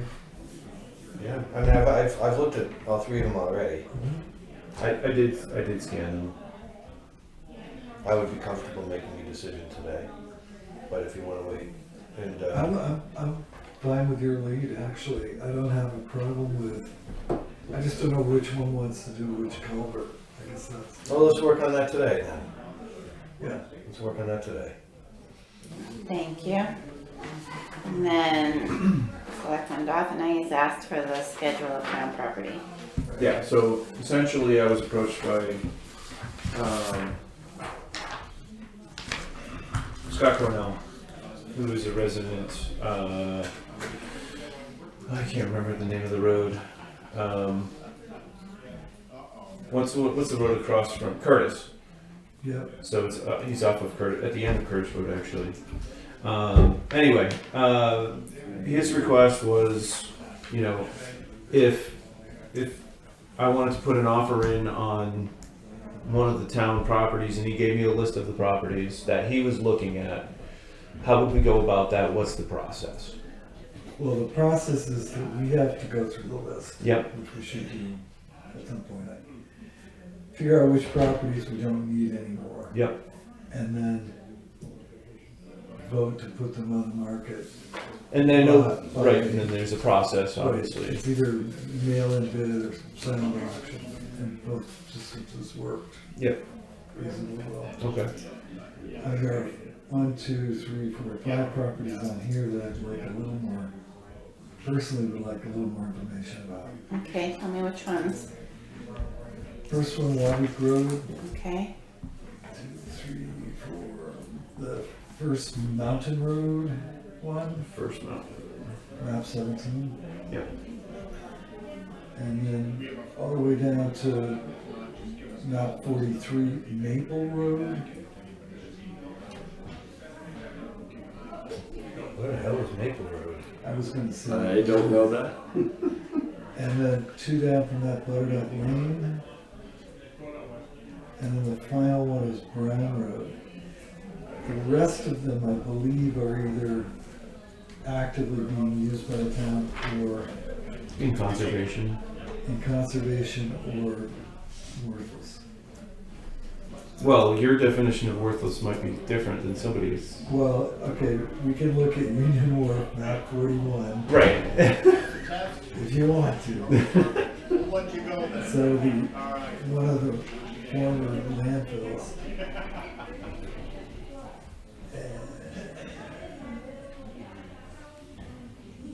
yeah, if you have any, words to add to the status, let me know, because, Do we want to go through this list now? Are we officially going through this list now? I don't think we can go through this list without having Right. the cards for what do you I want, mean, the tax cards. for all of them? I think if we're gonna go through the list, I think we need the tax Yeah. cards for all of them. Do we need all of them? I don't think we need all of Well, them. I mean, it's just first. If you're familiar with the property, then probably not. I mean, I mean, Melvin Wharf, we don't really need that one over Melvin. the beach and dock area one? I'm sorry? You talk about the second line? Yeah, Melvin Melvin Wharf, Right, the beach. beach and dock. Yeah. The Thompson Moulton Cemetery on Sodom Road. What does that have to do with town property? I don't know, that's. It what- isn't. Well, it's a vacant wooden lot. Next to the cemetery. It's next to the cemetery? That's what she says. Well, then let's look at A that. vacant wooded lot next to the Thompson Moulton Cemetery. Okay, that So sounds that's a better. $255,200 assessed value. And theoretically, the town owns that? No, that's according to the list. I mean, that's all of these. The assumption is all of these are owned by the town. Right. And that's the list of property that's in the, town report. Yeah. I mean, is it, I'm going on the assumption that if it says conservation, it's a strike immediately, correct? Yeah, Right, we've already made an election to put that land in conservation. Right. Actually, a lot of the conservation raised the money to purchase it. The Cow Island septic easement, I think is, That's the middle of the, right, but it's more, the middle of the island is valued at more than $175,000. I think that is an accumulation of the easements that have been given so far. Regardless, it wouldn't be, No, right, we wouldn't be putting it out. no. Okay. and with the assessor coming in, he may know some of your questions. Okay. Yeah, I mean, we can cross obviously the police station. And the library. okay, and how's that on, that's not on Mountain Road, what the fuck is that? The community garden, I'm assuming we probably would not be, What, we're not selling that. okay, Yeah, that's a definite no. okay, so I'm just trying to cross out townhouse cemetery. I'm assuming that's not for sale. I would hope not. Okay, the next to the last one, which is, map Harper? number 63, Yep, vacant, unbuildable on Wolfboro line across from Winter Harbor. That's the Libby Trust. Right. that has that. So the town actually owns that through the Liberty Trust, but there are conditions on it. We can't sell that. So it's got a walking trail. You said that's the 63 Yeah. is the map? No, 59. Yeah, that's what I thought. No, 59. it's 63. 59 is Mountain Road. The notes on the sign are. Yeah, it's the line's not there, but it's Yeah, actually sorry, a there's road. no lines. Oh, that's okay. Yeah. What the hell? Yeah. No, it's Mountain just the Road way is- Excel does it. If you don't put the lines in, sometimes it'll do that. It's confusing. I agree, it's confusing. Half an acre on Mountain Road. I don't know what that is. Sorry, which one? Third one from the bottom. XFOB. XFO. Oh, that's the garage. That's that white garage. Oh, up on the top of Yeah, Okay. yeah, right before the Hodgdons. Okay. It's only 600ths of an acre. It's a half an acre. 99, 0.05. It says 0.05. 99 Lynch Hill Road, Mountain Road. Sorry, which one? 99 Mountain Road there's a 99 right on the Oh, okay. Yeah. garage. Obviously, we're taking out the fire station. And why we own that garage, I have no idea. Boat launch on Mirror Lake, I assume we're taking out. We had a fire apparatus there for a while. I think it was. Yeah, it was a small four-wheel drive army truck was stored in there for fire use. At one point in time, the mini skating rink and all that stuff was stored in that building. Parks and Rec has used it over the years for one thing or I think another. Dennis still does. Yeah. Because I've heard him talk about it. Yeah. It's probably full. Should probably get rid of it. Yeah, this room next over across the hall needs to be emptied too by Parks and Rec. He's got stuff squirreled away everywhere. A little of Dennis everywhere. So yeah, I'm happy to look at this. We Okay, should I'll get probably- more So information. the process is, once we've looked at it next meeting, David, we may decide 3 or 4 lots need to go away. And then we'll just put them out. Put 'em out to bid. Okay. But you can't selectively sell to one person. No, I understand. I understand. Go out on the street. Right, but that's what this person was inquiring. What's the process?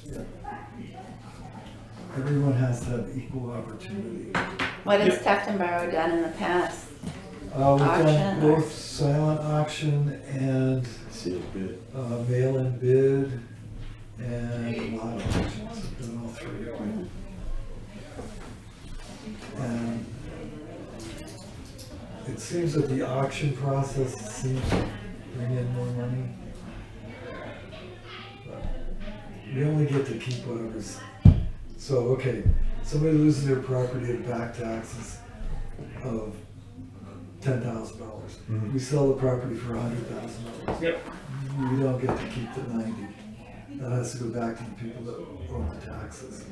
We can't benefit above Yep. above our Liability. Yep. I understand. But any of these properties on the list are already town owned or Well, not up for some sale. of them are. I mean, that's why I had questions about 4 of them at least. Okay, Is that they might have come in on a tax deed. I see. And then they just are town owned. I think we used to have to wait 7 years, but I think that got changed too. In other words, There was a moratorium. 3 or 4? yeah, if it's, yeah, I think it's shorter, it's like 2 or 3. So prior to that, Whatever that rule change was. yeah, your right to recover your property for your taxes.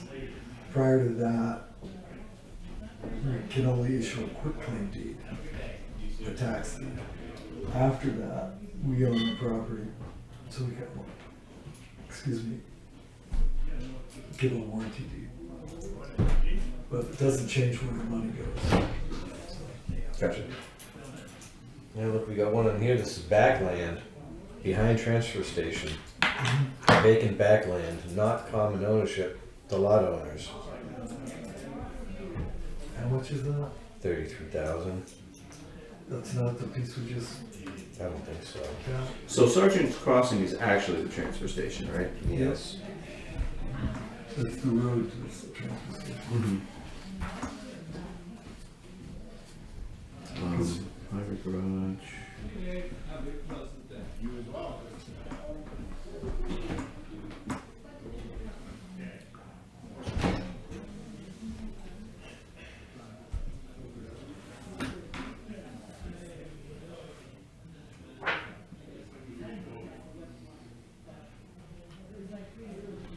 Butternut Lane, vacant lot across from town office. Yeah, I saw that one. There's that. Is that when you go into Butternut Lane and the road splits? What's facing you, do you know? It's like, according to that, it's right there. Like literally abutting. Yeah. Oh no, a cross lot. Yeah, a cross lot from town office. So that vacant corner? No. Right. No, can't be the corner lot because the corner lot belongs to, No, yeah, and then the one on this side is just a side yard. So, it's gotta be in a little, it's gotta be in a little further. I'll have the tax card to give up. And- Yeah, I saw the. I did look at that one. Okay. Saw the tax card for that. I wondered why. I actually wondered why it wasn't like sold already because it looked like a very buildable lot from just the perspective of a map. There may be. I'm sorry. You were relaying something else. Yeah, I was really in the Union Wharf road color. I don't remember that.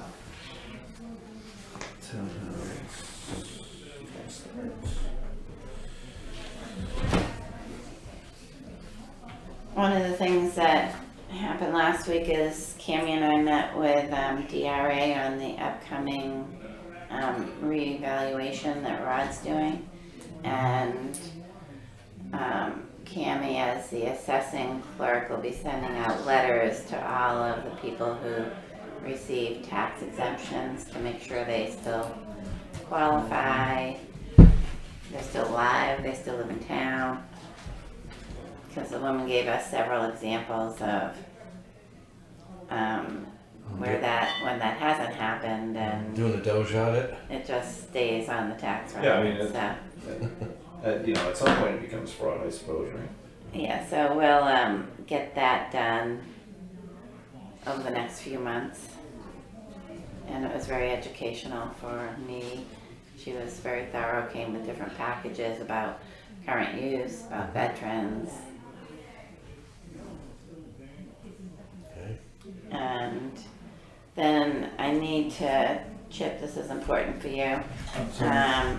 Our welfare case wants to have a hearing about our decision to support her lodging because she's not interested in going to a shelter that I found. So we did secure the shelter. We're in the Space. process. Okay. And she's rejecting that, but she's not provided us with any. She's on a list for somewhere that could take 2 or 3 years. But she's given us no technical reason why this shelter doesn't work. Right. But she wants a hearing. Yeah. Is that one of those hearings without me? You have you 3 different welfare people from 3 different places that come and sit? Maybe I'll have to verify with Laura because I just received that email. Okay. So that's been taking up more time than I like.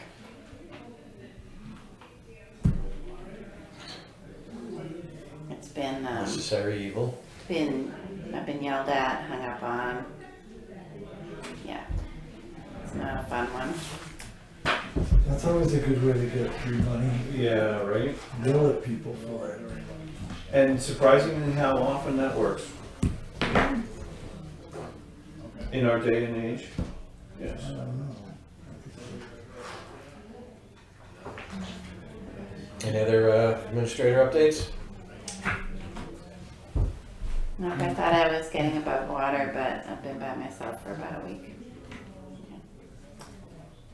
So, keep plugging along. People who come in about the transfer station stickers are pleasantly surprised that they don't cost money, and they feel like it's a gift, and all of them seem to be happy. I was thinking when the summer place is open, maybe the transfer station isn't comfortable with the non-resident people, but if Cammie or Ashley or I were at the transfer station one Saturday, then non-residents could potentially get them there. Have like a special day for that. I don't know what your thoughts are on that. I'm not opposed. Make life easier for the boys at the transfer station. And for the people that come in. But you have to swap out some hours. I wouldn't want you. Oh, yeah. I wouldn't want to No. pay overtime to do that. No. And I'd rather have Ashley or Cammie do it, but, you know, not from the time, but from And the, we're creating a master list of some kind that yeah, figures out which stickers have gone. yeah. And that's how, like, I learned about the resident cleanup company, so. Mhm. That's probably a good idea. Otherwise, you just stick to the town offices. People have to get there during business hours, Yeah, if they're coming up for the weekend, they'll go up to camp. which is difficult for Right. some. Right.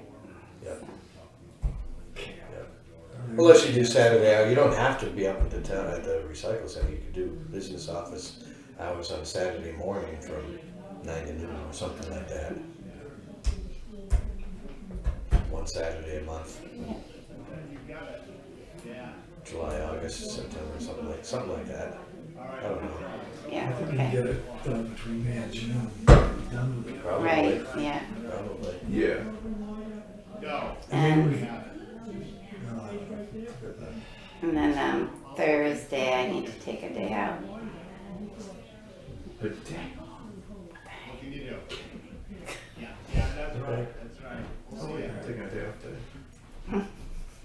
Good. All right, you good? I am. Selectmen's updates? I think I covered everything. Yes, we want you to Yeah, we just met last week.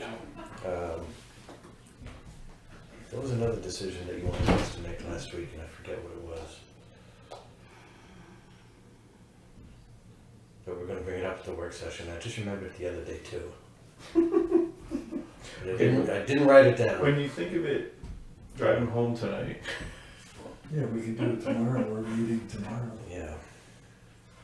we're meeting tomorrow.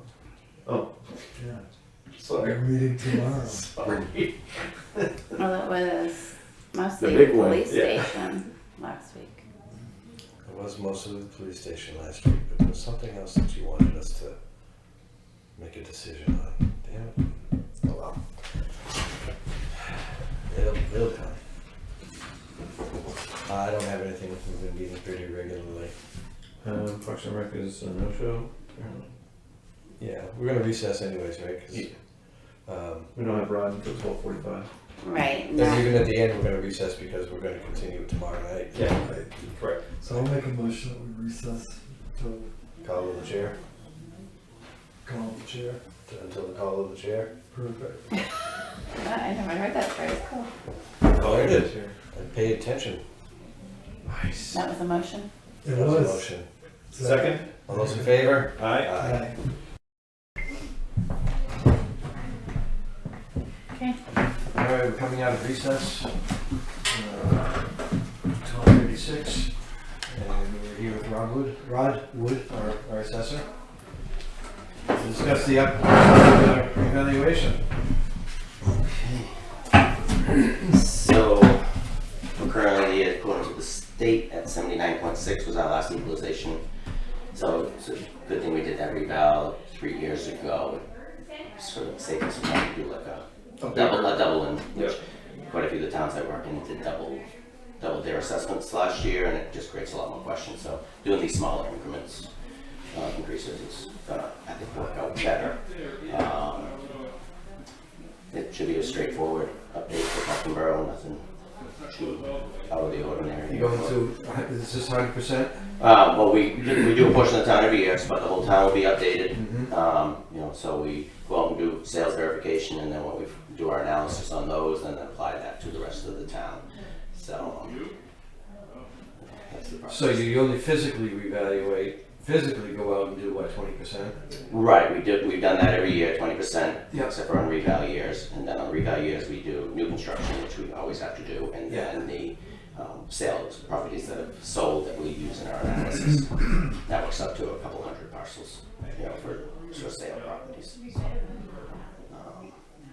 Should be all wrapped up in time for So if you the normal do, time frame. Yep. you're saying a third of the town, a third of the town? We do 20% of town here. 20%, 20%, Yeah, we always do 20%. 20%. Yeah. How do we get to the point where we're 20% underwater? Because when we're doing those, all we're doing is checking data. We're not adjusting the market values. So we're going out and looking and say, have they added a deck? Have they deleted this shed? Have they put in an air conditioner? Have they added a generator? Things like that. Things that and just is the information correct? We check the measurements, make sure that there wasn't a typo entering it in. There wasn't an So we error don't reading. do any market analysis at all? On those years, correct. Okay, so this is, because I remember seeing that piece come through on Cow Island just recently, which was, Mm-hmm. I think it was close to 75% Yeah. higher. Right. So a lot of yeah. So that's what, that's just the change in the So market. all of the pieces, all the property in town will have a market value. Right. So when we get done the reval, we'll have a market value as of April 1st of 2025 for every property in town. And hopefully we'll be at 100%. Right, yeah, we'll be right around 100%, yeah. That's the goal. It's effective as of April 1st, so depending on, regardless of what happens after April 1st, if there's, everybody's saying, what if it crashes after, are we gonna have lower assessments? Not until the next reval. Those investment assessments stay as that April 1st date.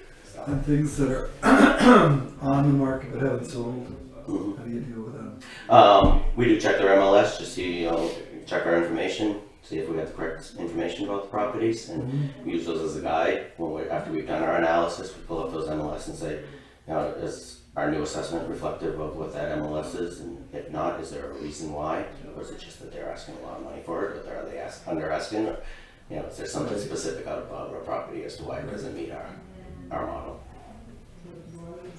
So if there is something that's far off and there isn't much of an explanation other than that's what the market is doing, Mm-hmm. how do you address that for fair market value? What you So deem fair market value versus what the real is? well, our fair market value is determined from looking at what other properties have sold. So if you got one property that's on the market that's $200,000 more than what we're coming up with, we're going to try to see if we can find a valid reason for that. Does it have a view maybe? Or is there something special about the property that is different than all the other properties? And if there is, then we can attribute saying that's why it's selling for more. And if there are any other properties in town that have that similar attribute, we would say those other properties need to be looked at and have their assessments adjusted. If there's nothing special about it and it's just the buyer saying, I'm going to put this crazy number on it, maybe I'll get it, maybe I won't, then we look at it that way and we're going to assess it according to what our model shows. Now, technically, we don't have view lots. You don't assess for. We do, we do look at the impact of view on value. But only on value. It's not. You can't call it a view lot, but it does. Right, but there's not a impact on view value. tax, right? There's no But there is view tax. an influence on value for. That's what I was getting at. Right. So, yeah. She had mentioned you guys wanted to talk about storage containers. Is that something that's? Right. What we've traditionally done in most towns is we've taken note of them that they're there. Don't put any value on them other than on commercial properties. But if it's something that the board wants to start assessing, then it's something that we can start picking Well, up. it just seems as though the market is running, that it's cheaper to get a Storage unit. metal box Yeah. than it is to go get a shed. You're right, yeah. We're taxing sheds. Yeah. So is there some reason we're not taxing metal Yeah. boxes? We try to look at what's the market value of something like that and what does that add to the value of the property when you go to sell it. I'm not sure what that would be. But it's a temporary structure, not a permanent They are. No. Typically, we look at a temporary structure as something that's on wheels. Like even a lot of people say, "Oh, my shed came in on a flatbed. They dropped it off. They can come and pick it up in the same manner." But it's still considered real estate. Storage boxes are kind of in between there. That's why I myself really, if I was buying property with a storage container, I'm not saying I'm going to pay extra for it being on there. And I only have one other town that has chosen to put them on their tax rolls, and it's like $500 for one of the smaller ones and $1,000 for the larger ones, so it's not a huge amount of tax impact in the end. So, but commercial properties, because they're there on a long-term basis, then we do consider those, but if you don't have a lot of commercial properties yet, they're going to be impacted by that. And we have a few of our own at the transfer station. Yeah, we don't tax ourselves, so. Yeah, I just, you can make a house out of them. Right, well then, of course, then they do become taxed. Yeah. Yeah, but there's one going up in Wakefield where they're building a house out of them all stacked together. Right. They're not a portable structure at that point anymore. Right. It is, so it's up to Jack to determine whether or not they're using it for housing? Well, I assume they would have to get a permit to make it into a house. So that we would count it as a house. But if somebody's just putting it on there and they're storing their lawnmowers in there or Right. things like that, then that's a storage structure. As far as. But yeah, definitely somebody's making it into a house or a tiny home, then it becomes a taxable structure. Tiny. Yeah. All right, what's the other thing we're gonna talk to our assessor about? Well, you're gonna get the properties together that the town owns. Does, We have that, yeah. you don't do anything with utilities, I don't do the utilities, San Souci does all utility guys. which is San Souci's the other Yeah. place to look for that easement. Because they do the taxes on the utilities.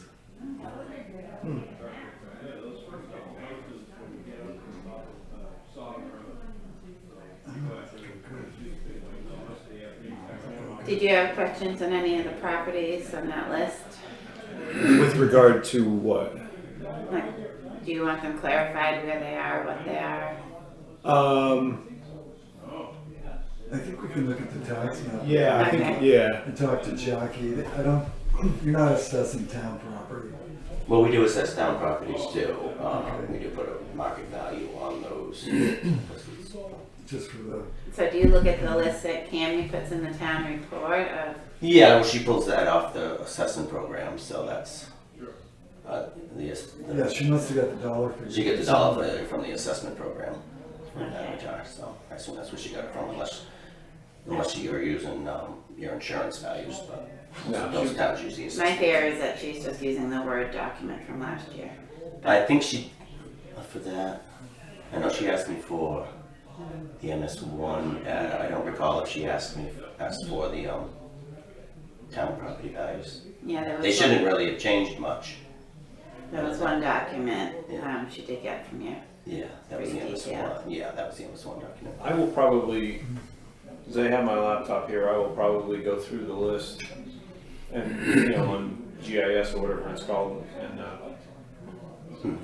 take a peek at them. So we're gonna post this meeting on the website? All right. How many reevaluations have you gone through for the town of Tuftonboro? I think this is the fourth.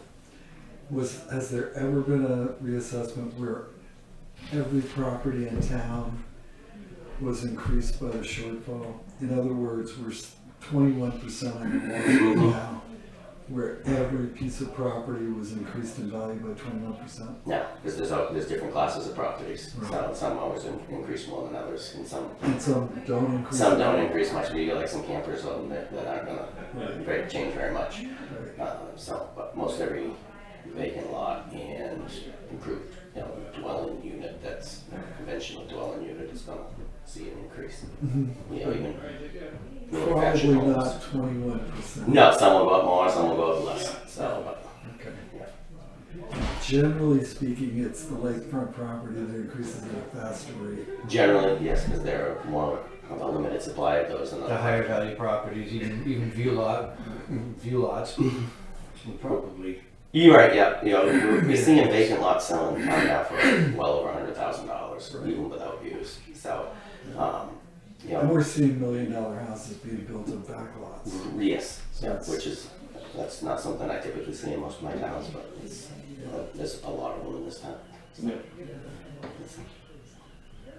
All right, because obviously the discussion is always about what's the tax impact of reevaluation, what's the tax impact of our current budget or warrant articles. And it's difficult to tell before the reassessment's done. Right, you can't, that's almost impossible to tell. Yeah, can't set a rate. No, And you certainly can't set a rate for an individual piece of property until you've done it. no. Did you say you're gonna be concluding April 1st? No, it's effective as of April 1st. Yeah, that's our effective date, but it won't be done until like September. Oh, okay. Right. So, yeah, So it'll be before we set the tax rate. before you set the tax rate, yeah, it has to be done before that. You can't set a tax rate without the new values. So, Right. yeah. And I don't know if we need Rob. We'll probably need you more often than we did last year, just because we'll have questions. Any more questions this time around? Yep. Is your project done yet? Come on up. I just had the glass installed in the shed Okay. yesterday. Okay. That was the last thing you had. Okay. Well, I got one wall where I've got a patch on the sheetrock. Other than that, no, we're done. You're done? Okay. Come on up. Yeah, I'll be up, but next time I'm in town working on that stuff. Do it before mud season or after mud That's, season. yeah, okay. You're walking. Yeah, I know, last year you had your driveway blocked, so I had to wait, so. Does that work then, to block my driveway? Yeah, yeah, I Does knew that not to block go it for there. the rest of the summer to keep you out? Well, then I just assumed. So, is that it? Anything else? Okay. Good. Thank you very much. You're welcome. Have a good day. You too. Are you going to the town hall for anything? No, no, I'll see you Monday then. Alright, perfect, thanks. Anything else we have to discuss? Yeah, my 2-year project that only took 7.5 years. Right? I think it's longer than that. You were starting on that when I started at the county. I think so. How long have you been there? 14 years. Oh, no. No? That's a different project. That was my sister's house. Okay. On Abby's too. You were at Abby's house. Okay. Well, That's my obituary. He stayed busy. He did. He did. He stayed busy. So we go into recess again? So we're going to recess again. Tomorrow, You know, we don't have anything left for today's business. not that I'm aware. Unless you want us to go over these consultants, make a decision today. Where are you at with it? It's up to you. Would that decision include pairing the firm with the project? All right, I'm ready to do that. If you guys are, it's up to you. Well, I've read all three presentations. I think all three are qualified to do any of the work that we have coming forward. Knowing that we have experience with 2 of the companies previously and had good experience with both of those companies, those certainly would be my 2 favorite. But we have 3 projects. Do we want to award all 3 projects to one? Do we want to divvy them up, 1 project each? Yeah, You've got the most experience with both of these companies. right, and I think it's a good idea to do 1 project each. Mostly because we haven't had Headwaters do a drainage project. So we need to see how their capabilities match up. We haven't used one of the companies, and HEB has been the prime mover in a number of different projects with that. Right. So, I mean, just to throwing this on the table, I would think HEB and Canaan Valley, Headwaters and Curtis Road, and the 3rd company on 19 Mile. That's kind of where my thinking's starting. It's logical. You said Curtis? Sodom. for Headwater. We don't have Curtis fully approved yet that I'm aware of. We only have 3. Well, it would be- it would be contingent upon the vote tomorrow night. I thought we had Sodom, Union Wharf, and Canaan. I don't remember some. Yeah. So we got 4 projects? I only remember 3. Yeah, You have 4 in total, but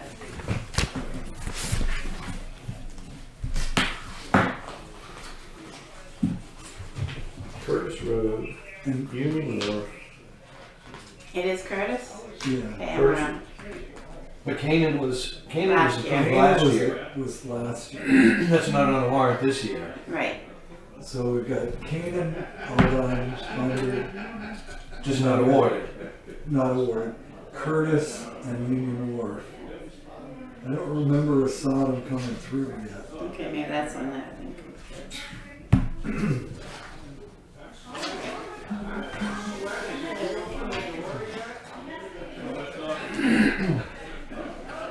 Union Wharf, Canaan Road, Curtis Road, Sodom Road drainage improvements. That might be where you're getting it from. Because they did look at Sodom Road, but we don't. Where's the town report? Did But you we go don't back have. out there? But we don't have a budget for Sodom Road. I'm looking at the town report. There was I got one right here. There's one here. So it's right here.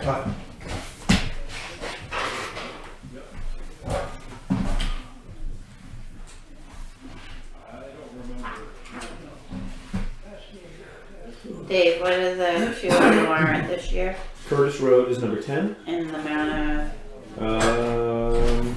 Union Wharf culvert is Tax. 11. Well, do you want the taxation or the total? Sorry.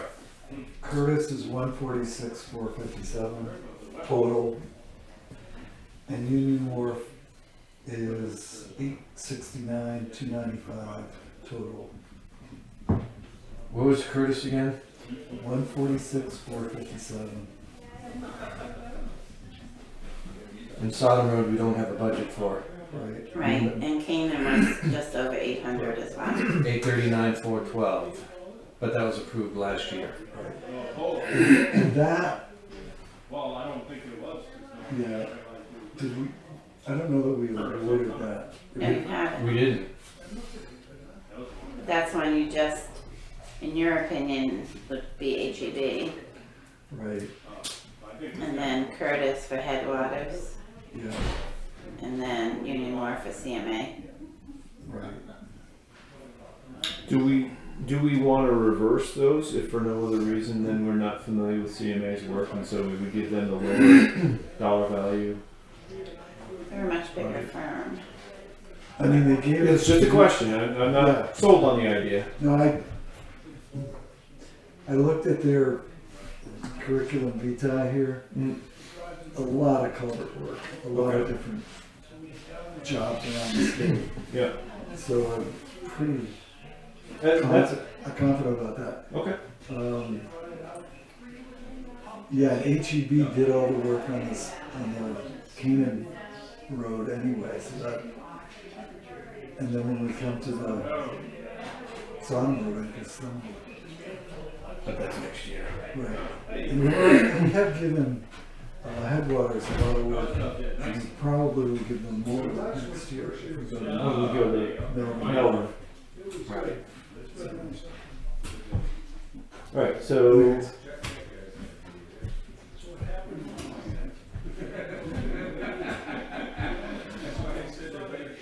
It's only a suggestion, David, if you want to make it. no. It's, That's fine. that was my logic, and Yeah. again, The other thing that's gonna happen is we're gonna have some serious engineering on Ledge Hill Road. I don't know when we're gonna, the rotation hasn't broke out for it, but I thought we had some drainage work going on there. was that more along the edges of the road than? It could have been. Yeah, I'm not sure.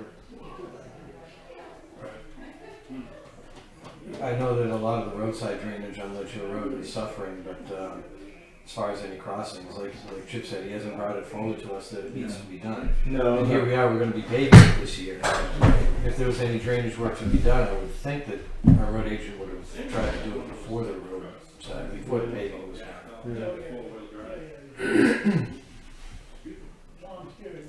You wanna make that a motion? Do you want me to do it in dollar figures? Well, for the motion, you should. Can Okay. you do Canaan as a separate motion? Because the other two are contingent upon the vote tomorrow. So Canaan you can award. Okay. I don't know what that dollar amount is. 8.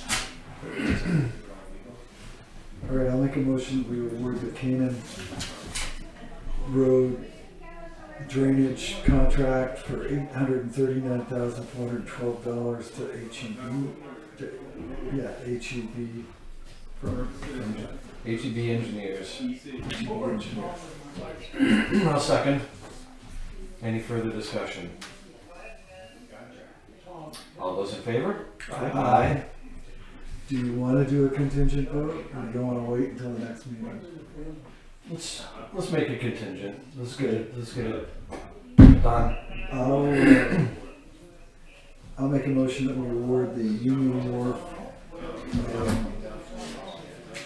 drainage project for $869,295 to CMA Engineering out of Portsmouth, New Hampshire, contingent upon positive vote of Article 11 of the ship's warrant. I'll second. Any further discussion? All those in favor? Aye. Aye. And I'll make a motion that we award the Curtis Road drainage to Headwaters Consulting from Littleton, New Hampshire, for a sum of $146,457, contingent upon a positive vote of Article 10 of the 2025 warrant. I'll second. Any further discussion? All those in favor? Aye. There.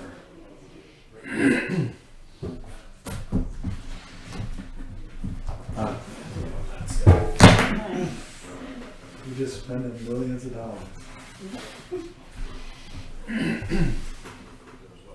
And I know that there was a decision that you wanted us to make recently. I have to go into my Audrey text, my Audrey folder, right.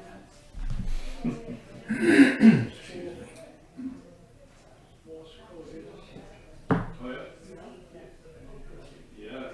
Say that again.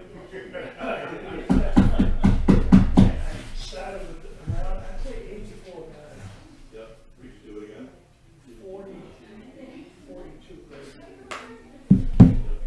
For upcoming meetings, when do you want to meet about the police station? Or do you just want to know the 24th? Well, are we meeting, what's the 24th? Is that, A week and a half week- away. A week from yesterday.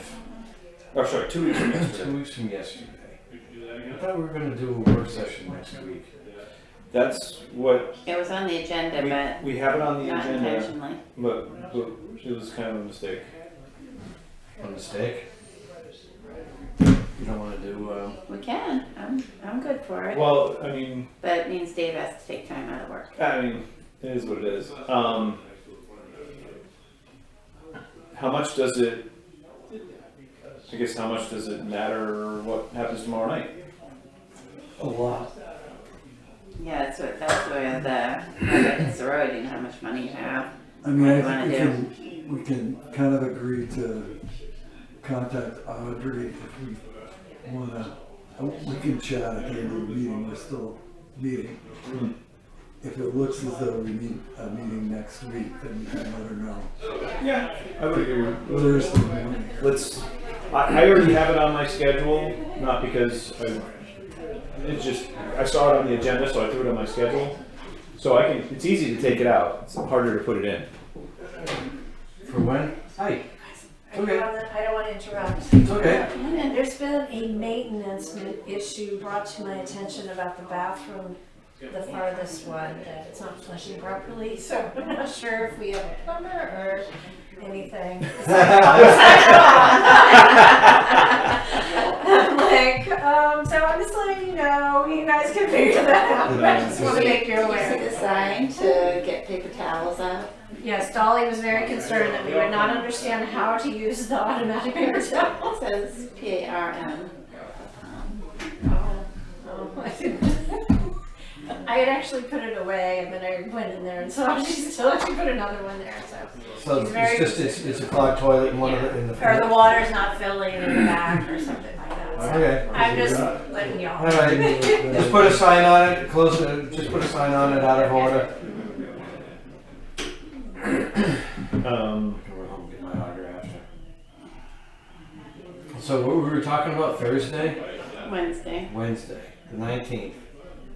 I don't even have it on the, No, it's just on the bottom of the agenda. It's literally just on the bottom of the agenda. It's not on the website. It's not anything. and what would we do? Well, that's what we don't know, and that's why Chip's proposing we hold off until tomorrow night to make a decision about it. Yeah, I mean, if, depending on how it goes tomorrow night, we may not have anything to talk about. Right. So we wouldn't have a meeting, but if something else happens and we want to have a meeting, then we'll know. Right. I'm with Chip on that. Let's hold off and decide tomorrow night. Okay. Would we be doing this in the morning or the afternoon? Because I'm already taking Tuesday off. Because I gotta take my dad to a doctor. I don't want to take another day off. Tuesday's fine with me, I mean, I don't care what day it is. No, I'm saying I'm already taking Tuesday off because I have to take my dad to a doctor appointment. Is that a whole day? It could be. It's going to involve 9 o'clock and 3 o'clock, so. It's a test. He has to go through a test for 6 hours. We could decide to just wait until the 24th and do it on a regular scheduled meeting. I can do it Wednesday if it's in the afternoon. What I'm saying is I just don't want to do it at 9 o'clock on Wednesday morning. Right. I'm already taking Tuesday off. So let's, 4 o'clock Wednesday. yeah, tentatively make it whatever. Can you do 4 o'clock? Yeah, first one. That's 4 o'clock's a little better than 3:30 for me. Yeah, that's fine. I mean, we're only going to talk about the police. Yeah. Nope, understood. Fine with that. And it's Well, tentative yeah. based. Well, either way, you're gonna have to decide what you wanna do. Yeah. So tentatively, we'll do something for next Wednesday. It'll depend on how tomorrow night goes. Well, we're going to do 2 things. If we do end up having a work session on Wednesday, the very first thing we're going to do is the reorganization of officers. Yeah, and I wanted to address that. Okay, I'm gonna make a motion either, I don't know, after the election, but I don't think you've got anybody running against you. That we break from tradition. And I'm just gonna motion that Bob remains our chair for another year. It accomplishes 2 things. One, it gives you a little more experience running the show. 2, I honestly can't guarantee that I can do a whole year worth of running the show. You know what I mean? Mm-hmm. And I'm happy, I've been the chair before, I've satisfied my learning for control. And I think you have a lot better. I lost my patience a while back and I haven't been able to find it yet. You have a lot better relationship with some people that I seem to butt heads with. I think it just might be easier. That's all I'm saying. So Okay. I'm happy with. Traditionally, David, what we do is we rotate every year. Yep. The guys in the last year, his turn takes it. Takes it. Yep. And I don't want it. I don't really. You're gonna get it at some point. No. I mean next year, if for no other reason than I don't. This year was a pretty steep learning curve for me. And you had a tough year. And I had a tough year. So And it's gonna be just as steep next if year. if you're willing to do it, I support what Chip's saying, but I realize that it's more. Yeah, unless you don't want to do it, Bob. I mean, I'll make. No. I was all with staying with tradition, but I hear what you're all saying, and if for the board's benefit, it would be of the board's benefit for me to continue as chair. I would accept it for another year. I don't have a problem with that. And But I'm not saying I'm not gonna come in every 2 days to visit with Audrey and look at welfare and all no, this that's shit. still gonna go down. You're It's still gonna just do what you do. It's just I didn't enjoy this year on, with the budget committee specifically. And I have to take ownership of part of that. I'm not gonna take ownership of all of it because, you know, You own what you own, that's all there is to it, no more, no but I less. think if we can avoid that, I think we'd all be better off. Do you want, well, we can talk about it later, but I'll take the budget committee if that's what you're saying, if you. Oh, we could discuss that going on, Yeah.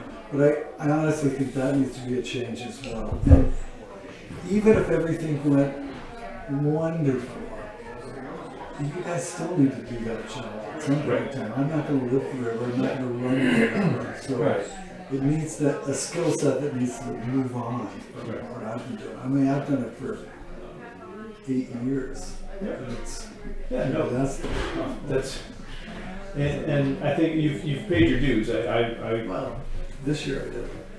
But I think a different personnel, and I have no idea what these new people that are coming on the committee are going to be like. Bob is more generous with forgiveness than Chip, so I think it would be a good move for all of us. Okay. All right. So just so you know. We don't have to decide that today. Nope. But if we meet next week, we'll decide it next week. If we don't meet next week, We'll decide it on the 24th. 24th. 24th, exactly. Yep. Yeah. But I think we both hear what you're saying, and I think we both are in agreement. Yeah. I mean, all you got to worry about is Friday coming in. I think Friday. Yeah. Yeah. That's just you and Jen. Yeah. I'll be But from Audrey's standpoint, I think you know where we're headed. So Mhm. plus, we got a lot of stuff on the hook here this year where you can't be changing the chairman name on stuff we've already sent out. Where Bob's the chairman, and it just gets a little. It's so much. Okay. All right. I'm down. Okay. So we adjourn for not adjourn. We're recessing. And then we're going to have to come out of recess at some point. No, I mean to close the meeting at some point. When do you want us to do that? I thought that was tomorrow. Don't we close it tomorrow? The meeting reconvenes tomorrow at 7 p.m. Is it 7? I thought it was 6. 7 p.m. It's 7? 7. It's always It's going to be a late night. We hired babysitter. 7? 7. And it's going to go till 10:30, I'm sure. At least. All right, so okay, that's the other question you have to have. Bob can't be here to sign the results of the election because he's on the ballot. We talked to Andy already. Who? Andy. Sugar. So the moderator. Oh yeah, because I'm on the ballot. I guess I can't anyways. Right. Right. You can't. I'm off the hook. So it's either Gabe or I. I already took I a job. volunteered. I already volunteered. All right, well then take the rest of the afternoon off. I'll be here. So, you know, I don't know when the polls close. 7. Why is everything fucking 7? And I already told Andy that I was leaving at 7. With Dave's blessing. Thank you. Absolutely. Yeah. No problem. Thank you. Yeah, once the count starts, you gotta get out of here. So, I mean, that's the rules. So that's how you gotta get out. Okay. Well, good. It's a good rule tonight. Okay, so you're recessing. So we're recessing. Yeah.